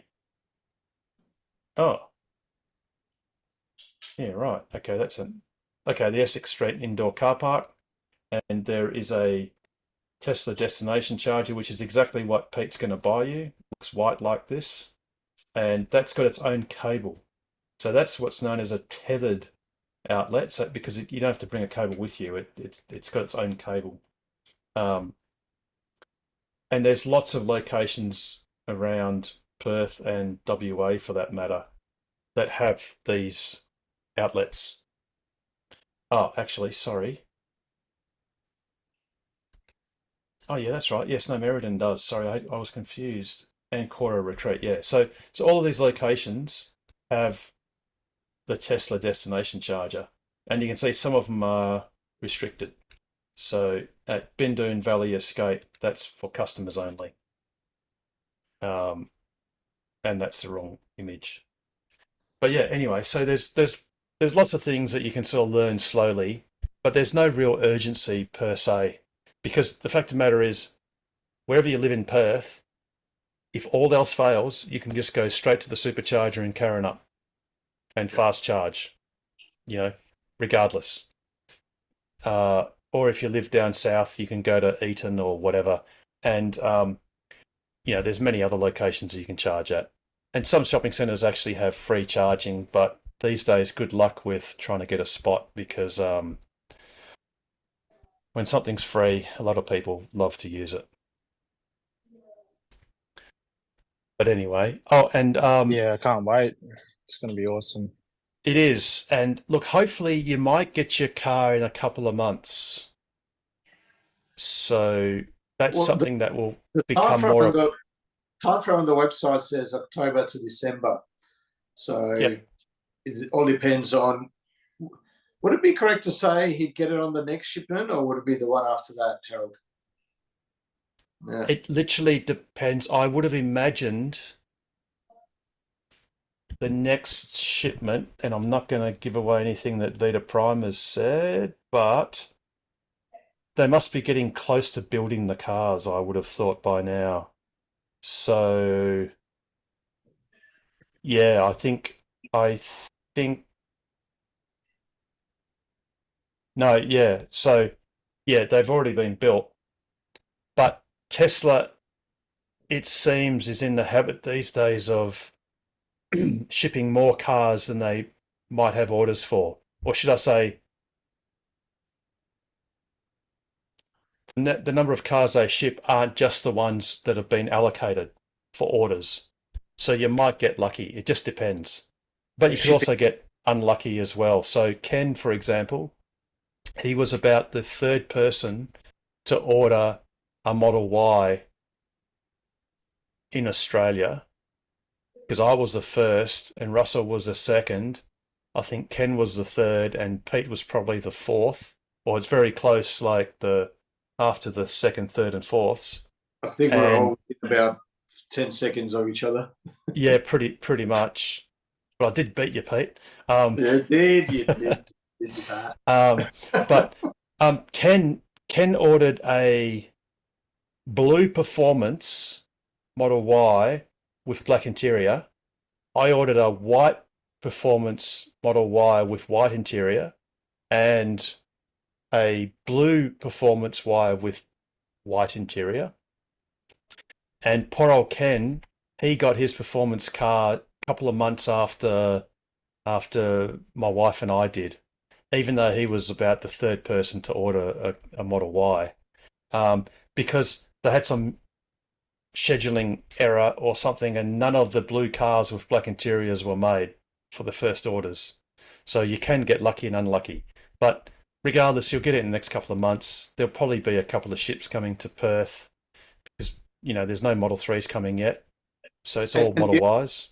And the option or the variant that you've ordered is the most popular one. So there's a good chance that there'll be a few of those that have been earmarked for inventory rather than, pre-ordered cars. Yeah. And look, make no mistake, the next couple of months are going to be agonizing. It's waiting for anything is terrible. I mean, I know that you got the iPhone 15 Pro. Did you collect it last Friday? Pro Max. Pre-ordered it, so I've received it today. Me too. With my sons, I placed 2 orders, and weirdly, it allowed me to select to pick it up at Burragoon, and it was actually last Friday, although I only collected it yesterday because I was busy. And the one that was pre-ordered and delivered, I only got today, just like you did, Josh. So, albeit it's only a Pro. It's only a 15 Pro, not a Pro Max. But yeah, so it's annoying and frustrating to wait. But once you've received your awesome card, then it'll all be suddenly worth it, and you'll just forget the whole wait altogether. I heard a rumor that they were thinking about changing the default discounted color from white to possibly the grey. I think grey. Yeah, but that's not yet. No. Yes, that's in America. I think in the States or in China, it's changed already. Right, really? I just Yeah. prefer the white as keeping as the default. Well, yeah, absolutely. Because what the white card did for you, Damon, was enable you to get the burnt orange wrap straight away onto a nice clean white car. Hang on, you can see that there. Yeah, that's color door correction, jacks. Damon. No. We've already ventilated this many times. It would only take me a few moments to get the national broadcaster's news broadcast with $100,000 studio cameras or external cameras, and it's burnt orange, mate. I'm very sorry. You can't dispute the national broadcaster. Yeah, in Tesla, I think if you go to order now, this is the US site. Yeah, there it is. That the default is midnight silver. That's included, and the pearl white is $1,000 US. In fact, every other paint option except then the red is 1,500 and the black is 1,500 and the red is $2,000 US. But the default color is midnight silver in the States. They'll probably come here eventually as well. Oh, I really hope not. I don't really. Actually, I've had a couple of cars in similar color to that, and that's actually a nice color, but nothing wrong with poverty pearl white. It's the safest and the most practical color. Yep. And I think fleets in Australia, that's almost the default color, isn't it? White in general. But yeah, you're right, Damon. In the States, and I'm not sure about in Europe, if we change this to say, it doesn't really matter. Where's Germany? Deutschland. Here we go. The default color is white. So it looks like it's only the States at the moment. Long range Model 3s, are they coming from Shanghai or are they coming from the States? All Model 3s are coming. You mean to Australia? Yeah, to Australia. Yeah, everything's Shanghai. We don't get any Shanghai, US right. anything anywhere yet, Yeah. until the Cybertruck. Hopefully. And the mystical refreshed Model S and X once they get the steer by wire one day. But yeah, so Damon, everything's coming from Shanghai at the moment. Yeah. And obviously, yep. You go. I was going to say, and obviously the Highland Model 3, which is there, even though this is the German website, that's only being made at Shanghai at the moment. So that Fremont has not yet transitioned. So it must be really weird in the States, because in the States they can see what the Highland looks like, but they can't yet buy it. So I would have thought that'd be a huge Osborning effect for Model 3 sales, at least. But I guess that's an experiment that Tesla's doing right now. Yeah. The question I had was about Elon's Master Plan 3.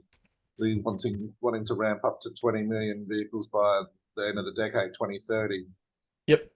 To accomplish that, is really going to have to announce more factories. Like they've announced the Mexican factory that they want to initial production run of 1.5 million vehicles there, and then there'll probably be expansion capabilities there, probably double, so probably could see 3 mil max there. But ideally, in the next year or so, we would want to see announcement of several other factory locations, would we not? Yeah, absolutely. Although I've heard in the last few days that, for example, I think the Brandenburg factory near Berlin, that was slated to go to 500,000 capacity, but they're actually throttling it to 375,000, I think, because it's a lot cheaper to do a 2-shift cycle than a 3-shift and a 24-hour cycle. And they just, sorry? How ridiculous. Well, it's German labour laws, so the graveyard shift, the employees get a much higher shift bonus. So, but it's resulted in less jobs. Precisely, yes, yeah, absolutely. So, I think initially because well, actually there was a bit of news. I mean, it wasn't newsworthy for Tesla per se, but a lot of the other car companies are throttling back production. I think it was VW was reducing shifts. No, they were closing their factory for 1 or 2 weeks in October. And that was the Cupra Born and the ID3, I think, or ID3 and 4, because they self-described it as a weakening of demand or a lessening of demand. So there is obviously, interest rates are at high historical levels, well, in recent times, and the global economy isn't going that greatly. So what it might happen is, and in Elon Musk's latest biography, it was stated that initially Tesla had planned to build the robo-taxi first at Giga Mexico, but they've changed their mind and said it would be safer to actually build the first lines in Austin, because that's where the engineers need to be to do the iterative design and line design and configuration and car configuration to optimize that process. And I think Elon and Tesla have realized that it's too much of an ask to try and get all these engineers to move to Mexico for a year, which is how long it would take to do this process. So clearly they're going to delay the finishing or implementation of the Mexican Gigafactory. But obviously, Elon Musk has been courting many global prime ministers and presidents of various European and non-European countries, including recently in Thailand. And Thailand makes a lot of sense. There's a lot of cars being produced in Thailand.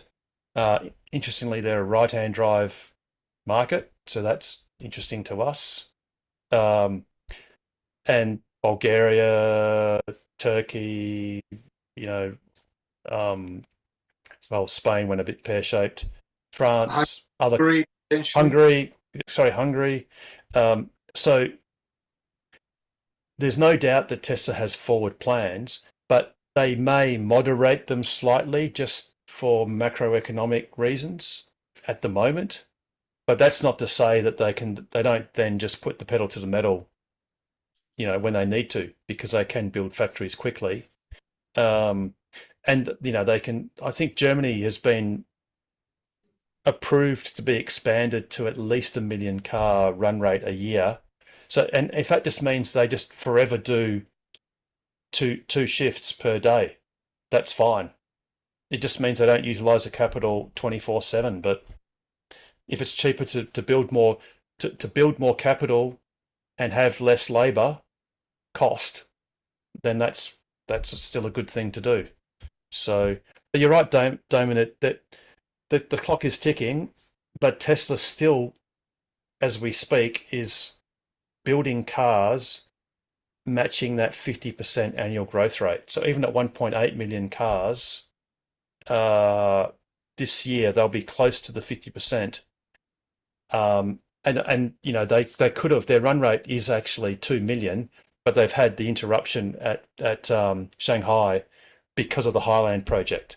Oh, and next year there's going to be another interruption with the Juniper transition of Model Y into the Juniper version. Which will come sometime next year. The Highland transition seems like it's been fairly efficient and fairly quick. I mean, definitely compared to the, horrible decision with the S and the X. But fresh. But yeah, you'd think Juniper would just be lightning fast. They would have learned a lot. Yes.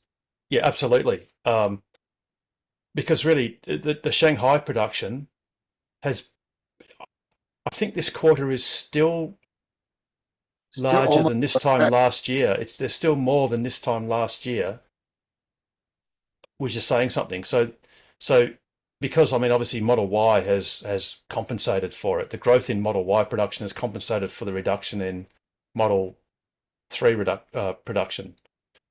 But yeah, but it means that Tesla won't hit the 2 million, which they were more than capable of doing had they not implemented Highland. But the thing is, Highland's going to be great for Model 3 sales. And probably cost reductions too, because Tesla generally doesn't just change things so it looks nicer. They'll make modifications because it's cheaper for them. They have already confirmed that the Highland is cheaper than the previous Model 3 to build. Yeah.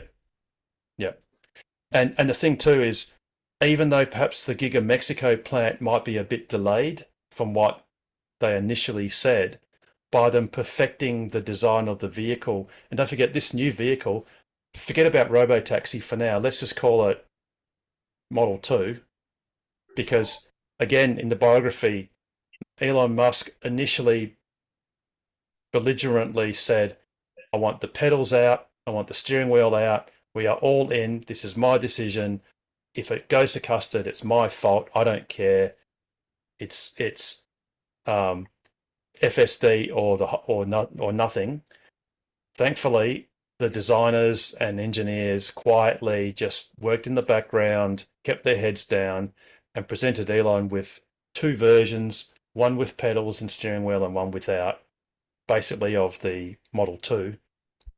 So there's no doubt that the Model 2 is going to be the cheapest car that can ever be built, because they're doing this modular system where they've got 4 quarters roughly, I think, ish, that are pre-assembled, a bit like the way they make aeroplanes actually, where they're all pre-wired and pre-tested in their modules, and then they effectively bolt and plug them together in corners.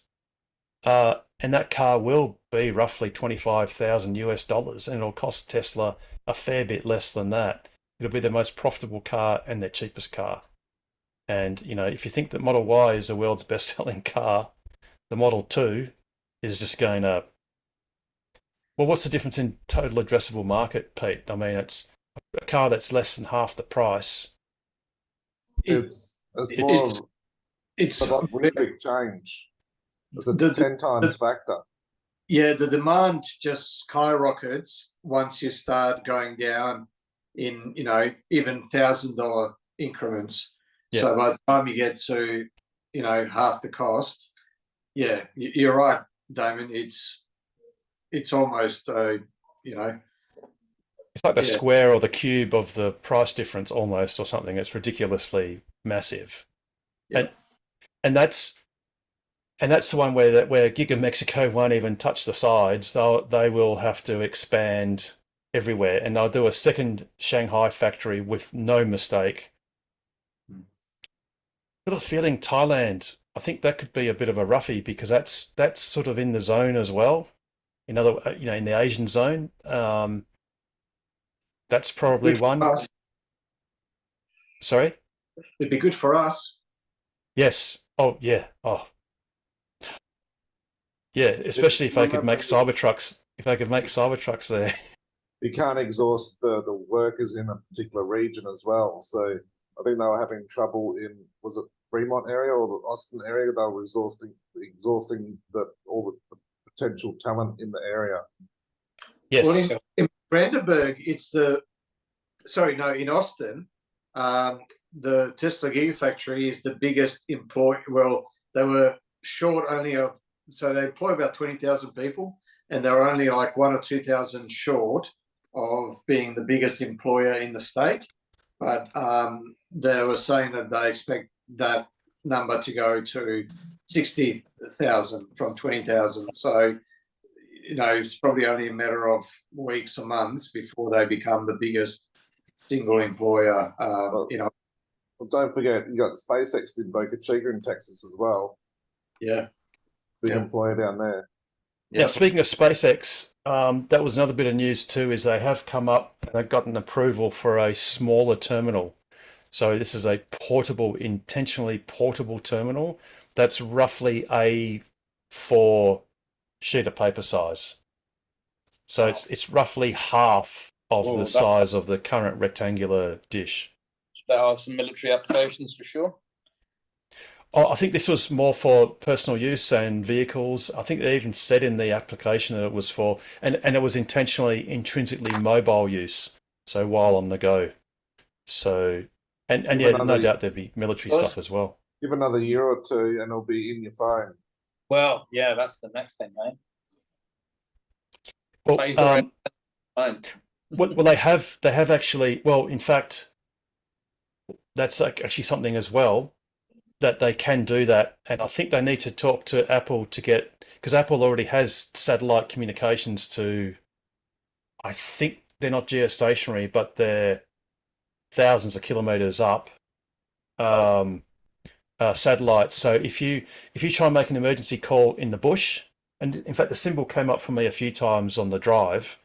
If you make an emergency call and it doesn't get through, it then shows you a satellite option, and then it actually tells you to lift the phone up, and it tells you which direction to point it to the nearest satellite that it can talk to, and then it actually sends very compressed text messages, like encoded messages, very short ones, to tell emergency services where you are and what your status is. So the phone actually asks you questions: are you injured? Are you this? Are you that? You know, whatever.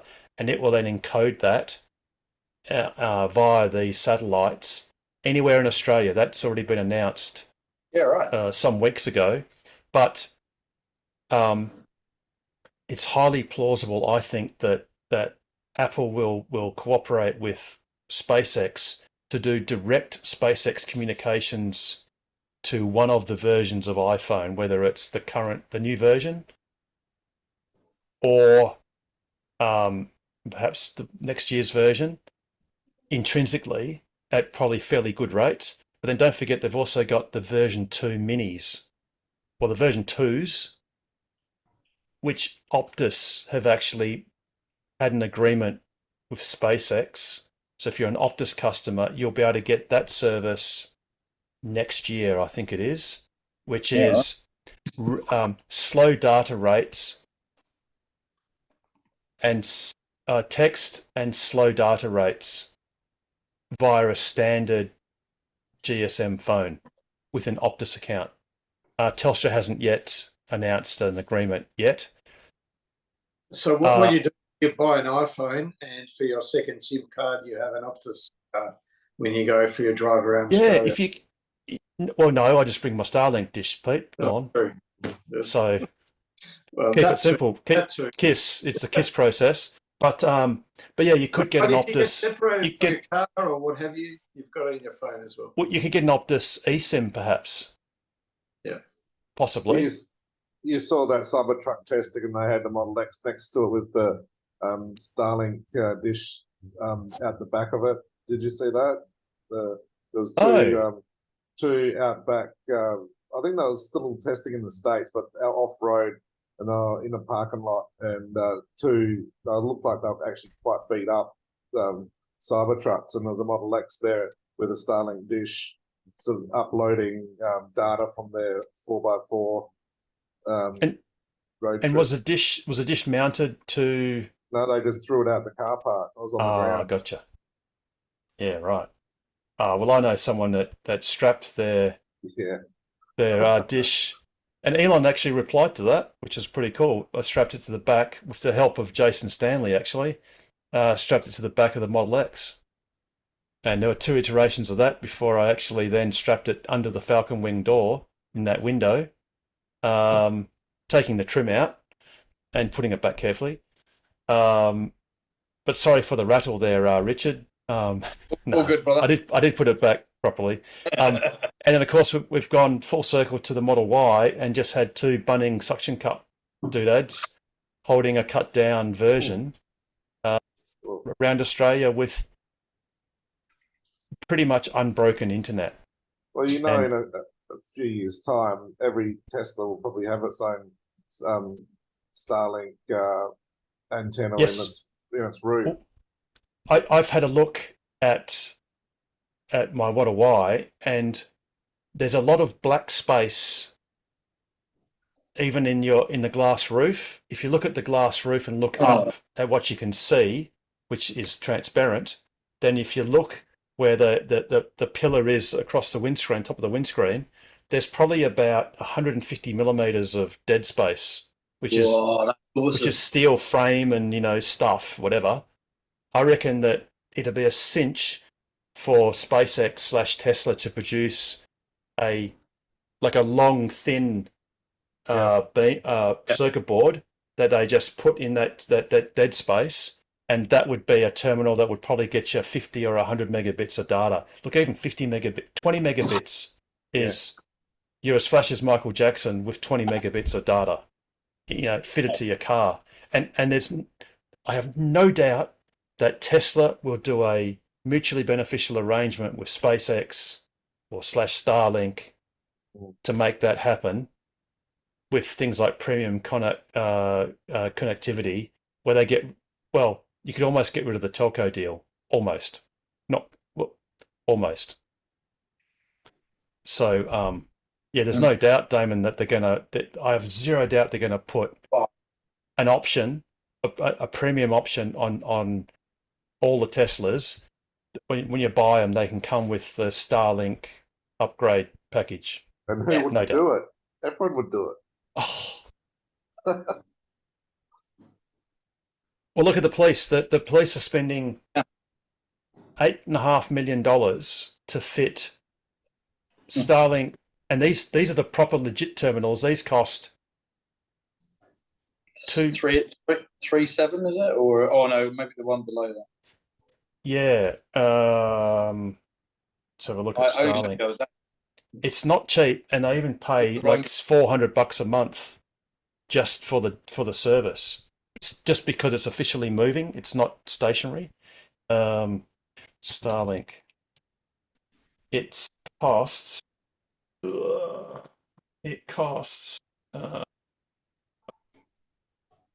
It's Rome, isn't it? Yep. No, sorry, mobility. Oh. Yeah, 3,740. So that is what they had mounted on the police car they had a few sites. One of them was Exmouth. So that costs 3,740, plus it's $400 a month.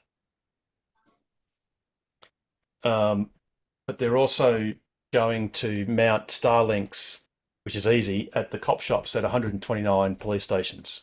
So they've got full broadband. And so that's that's the police doing that. So there's no doubt. I think Tesla will, in the next few years, have a built-in Starlink terminal as an option.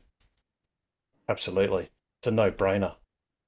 So, just jumping back to the discussion about Thailand, the other thing that really interests me about them is that culturally they love having utes, like very, very similar to us. Like whenever I've many times been to Thailand, you always get picked up like off the boat, off literally a boat in the back of a dual cab ute. So yeah, they just love them. It's a real cultural thing. Right. So that really interests me from obviously for right-hand drive market. Really love utes. Maybe they'll build right-hand drive utes for them and for us and New Zealand and all other right-hand drive markets. So they could just like build one line. Like I don't know how many lines you need, to produce Cybertruck, but they could they could build a line. And make it mostly right-hand drive, or possibly exclusively right-hand drive, for the ROW, rest of world, basically. Yeah, sort of. Because then you've got them, Laos, Cambodia, Malaysia, Indonesia, the whole region, really, us. See, Richard, I thought extra sexy tonight, but there you go. But yeah, after you just said that comment about Thailand, that's gone up another level of sexiness. I've never been a Harold, I flexible just yellow posted a people. link. Inside EVs. That's Oh, the here we two. go. So is this the video or is it the? It is a video, but I'd recommend you just mute the video. Yep. And, And it'll be in the video. Yeah. So it just shows him Tesla walking around a couple of cyber trucks that have been off-road testing, and about towards the end, you see the Model X with the Starlink dish. Got it. So there it is, right there. Oops. There. So They're if we in just go- Texas. They've got Texas plates. Why is that not working? Oops. There we go. Yes, we'd had the LED lights all go strobing. There it is there. Okay, so they just got it in the back. In one of those, what's the name, hard cases. And obviously it's a release candidate. Oh no, it says, yeah, RC build engineering prototype. There you go. I like diesels. I don't see myself purchasing a Cybertruck. Yeah, well, we'll see about that.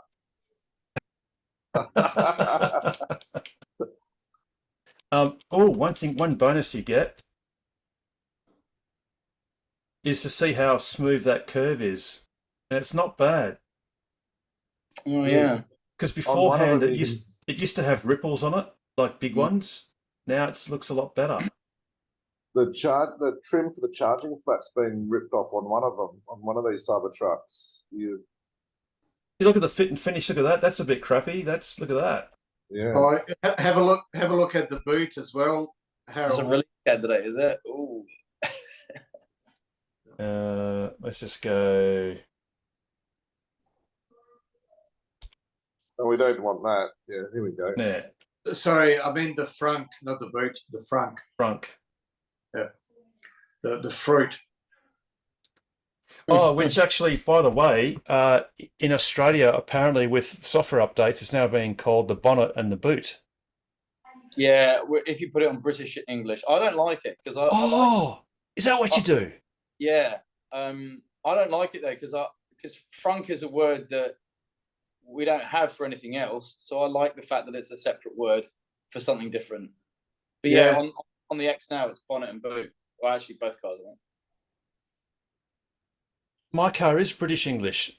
It always is because there is no other English. But yeah, right. It's definitely. How have I done it? Is there like a voice recognition language and then also? Yes, there's a navigation language and there's a voice recognition language. Yeah, and I think it's the first one. Actually, and one thing, no one's watching this anyway, except for Joseph, and hello to Joseph, and a few others. Oh, and Russell, stop yelling at the YouTube. And Elon. If you wanna answer whatever we don't know, you've got to be here at the time. You can't do it later. But one bit of news that I found was they've returned all the languages back to the cars. So for a while it was only English and British English and American English, I think, and nothing else. It was just kind of English. Whereas previously it was lots of languages. Now you can go to German and Norwegian and whatever you want. So that's really cool.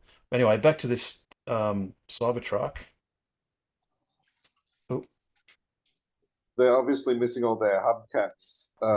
Oh, look at that. The charge port. It's actually the top of it. The trim of the charge port flap is missing. Oh, yeah. So that's like the inside of the charge port flap, and then it's just missing its little cover bit. But then obviously the suspension's raised up all the way there. You got the side mirrors, and then the single windscreen wiper. Yes. Yep. Oh, look at that. Oh, look at that panel gap. Yeah. Didn't he say look at that. Oh. Yeah. Didn't he say that the mirrors were going to be removable by? Yes. Yes. Yeah. In America, in some states, you're allowed to remove it. See the fit and finish there. That's a bit of a worry. I still have it though. I don't care.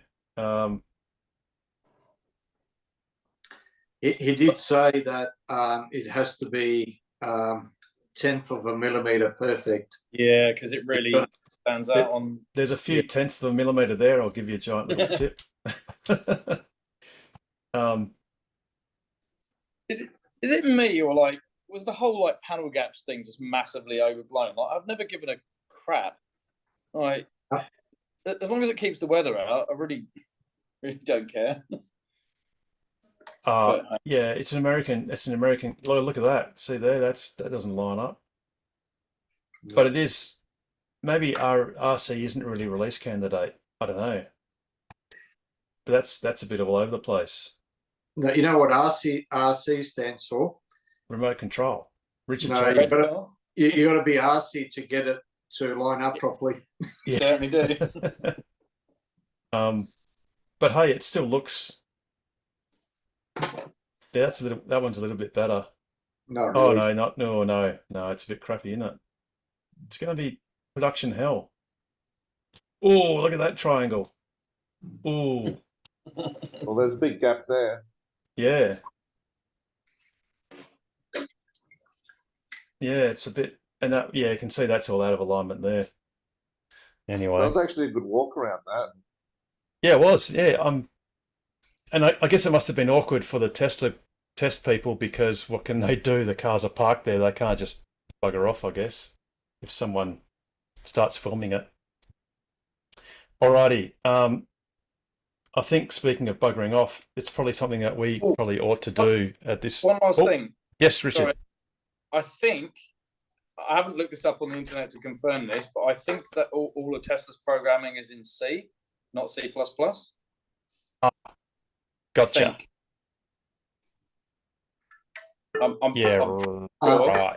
Yes. I thought there was changed, but I thought there was some code in Python as well. Maybe for then- like the drive unit or something, but yeah, I don't know. So it's in C. Sorry, so it's in C. I think I need to check, but yeah, I'm pretty sure it wasn't C++. It was C. Oh, One now other something. last thing, we were talking about buggering off. The FAA should bugger off on that Starship launch. Oh, far out. Yeah. What the hell? Like, Well, actually, and something else I did forget, I should have mentioned this earlier and much earlier in the program, is we are going to have our casual meetup at the Como Car Show. So, yeah, so that's going to happen on Sunday. I haven't got all the details yet, but I'll get an email out. So I'm obviously looking for some cars, because I don't have an X anymore, or an S. But could probably borrow ours, yours. We are. You'd call it. We can just use the S. Hang on. I don't know. No. Don't. Yeah. Don't commit to anything without knowing now. But that's cool. That's on Sunday. Frustratingly, I've actually got something I've got to do as well on Sunday, but I might have to resort to dropping my car off, and at least so the car's there. Because there will be people there. There'll be people manning it and whatever, because there'll be people interested, of course. And I just can't remember how it goes. It's something like about 9 a.m. I think it starts at 10 or 9, which means you've got to be there at 8 or 9, whatever, about an hour earlier. And we're just getting the same sort of 6 car spaces, roughly, you know. Yeah. And the marquee, which I got to grab from Rob, who is on his way to Tasmania. So I'll have to work out how to do that. I think he's got the marquee. I think we may need, but it's my birthday weekend this weekend, so I think both days are going to be pretty full on. I think we might need both cars on Sunday, but I'll check. I'll see if we can That's work. cool. And to be honest, in one sense, the X is kind of, at the moment, is a has-been car. It's one you can't get, so it's kind of. I was thinking about that. We put the Model X on show, and when can I buy one of these? Well, you can't. Sorry. No, Yeah. it's so frustrating, isn't it? Yeah. I know, I feel like that as well. It's like, but I'll still show it off because it's cool. But Well, I don't know if they've changed it. I hope they have. But when I collected my Performance Y a few months ago, the or was it for something else? The Model X, one of their big posters, the big, nice presentation, sort of huge wallpaper sort of poster thing, is of a Model X.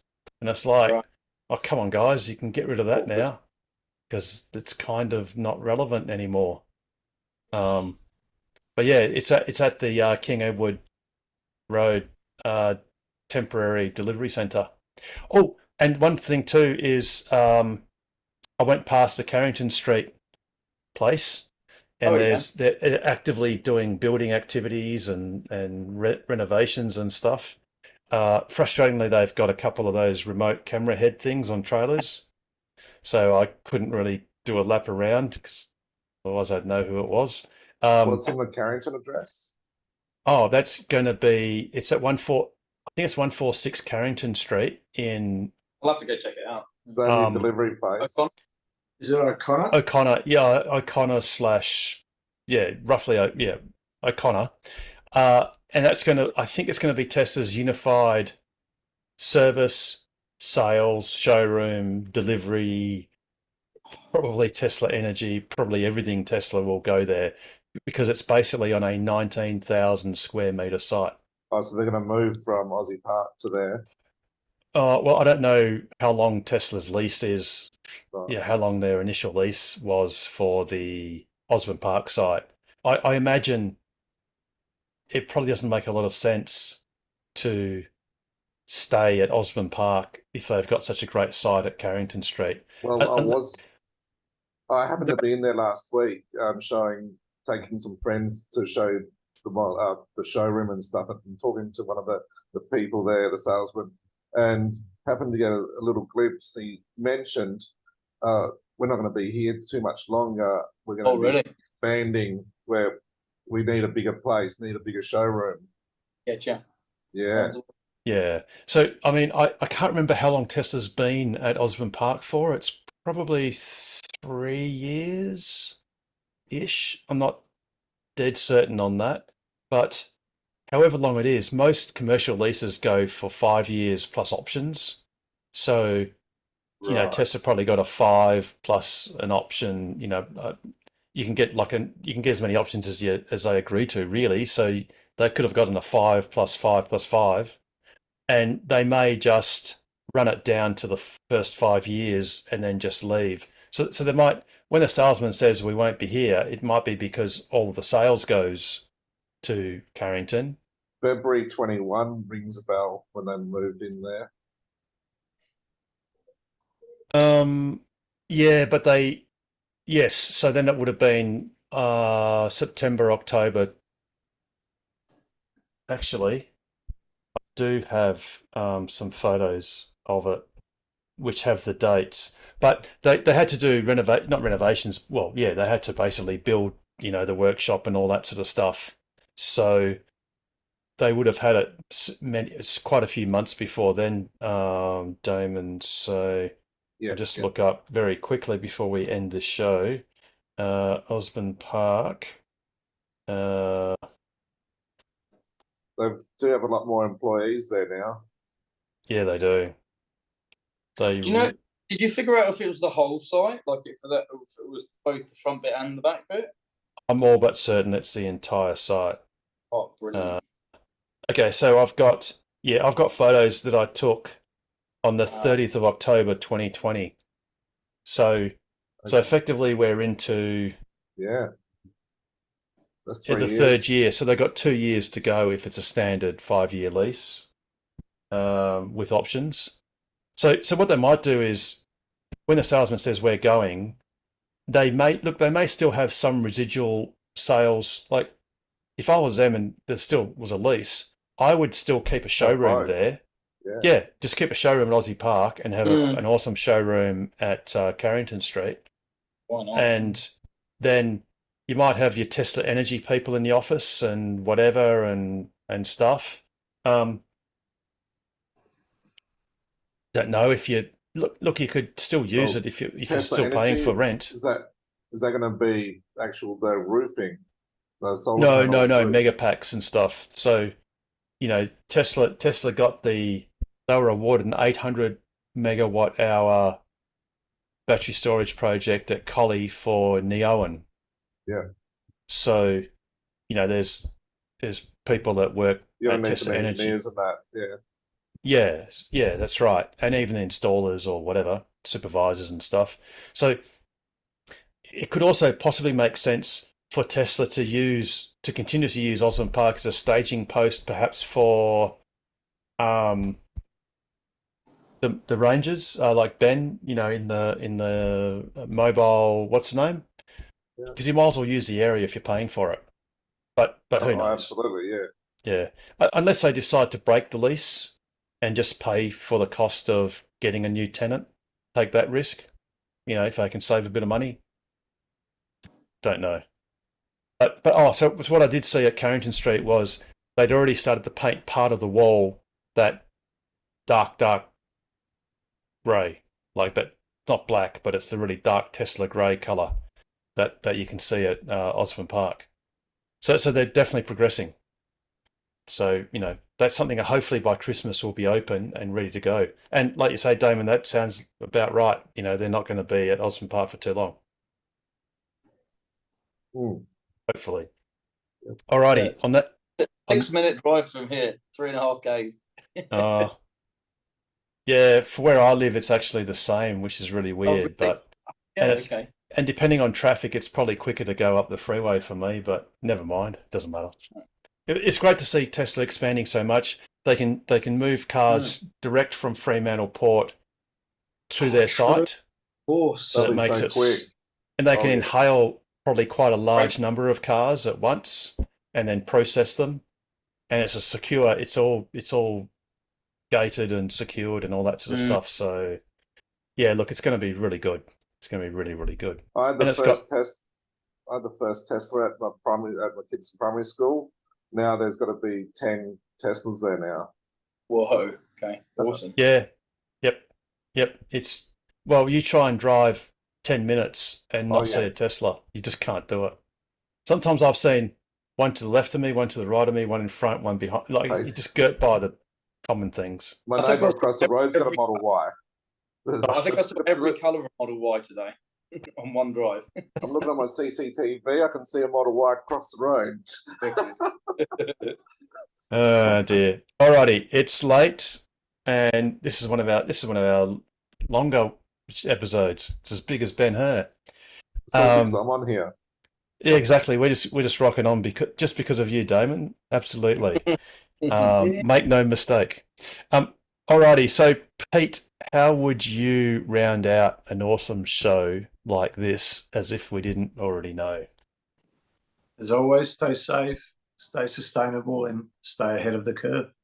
And the best way to do that is buy a Tesla, which one of us did tonight. And congratulations to Josh for doing so. In fact, the next thing he needs to do is join Tokwa and then ask us anything about accelerating the world's transition to sustainable energy. Have a wonderful week. Good night, everyone, and I look forward to seeing you on next week's episode of Ask Us Anything. Good night, guys.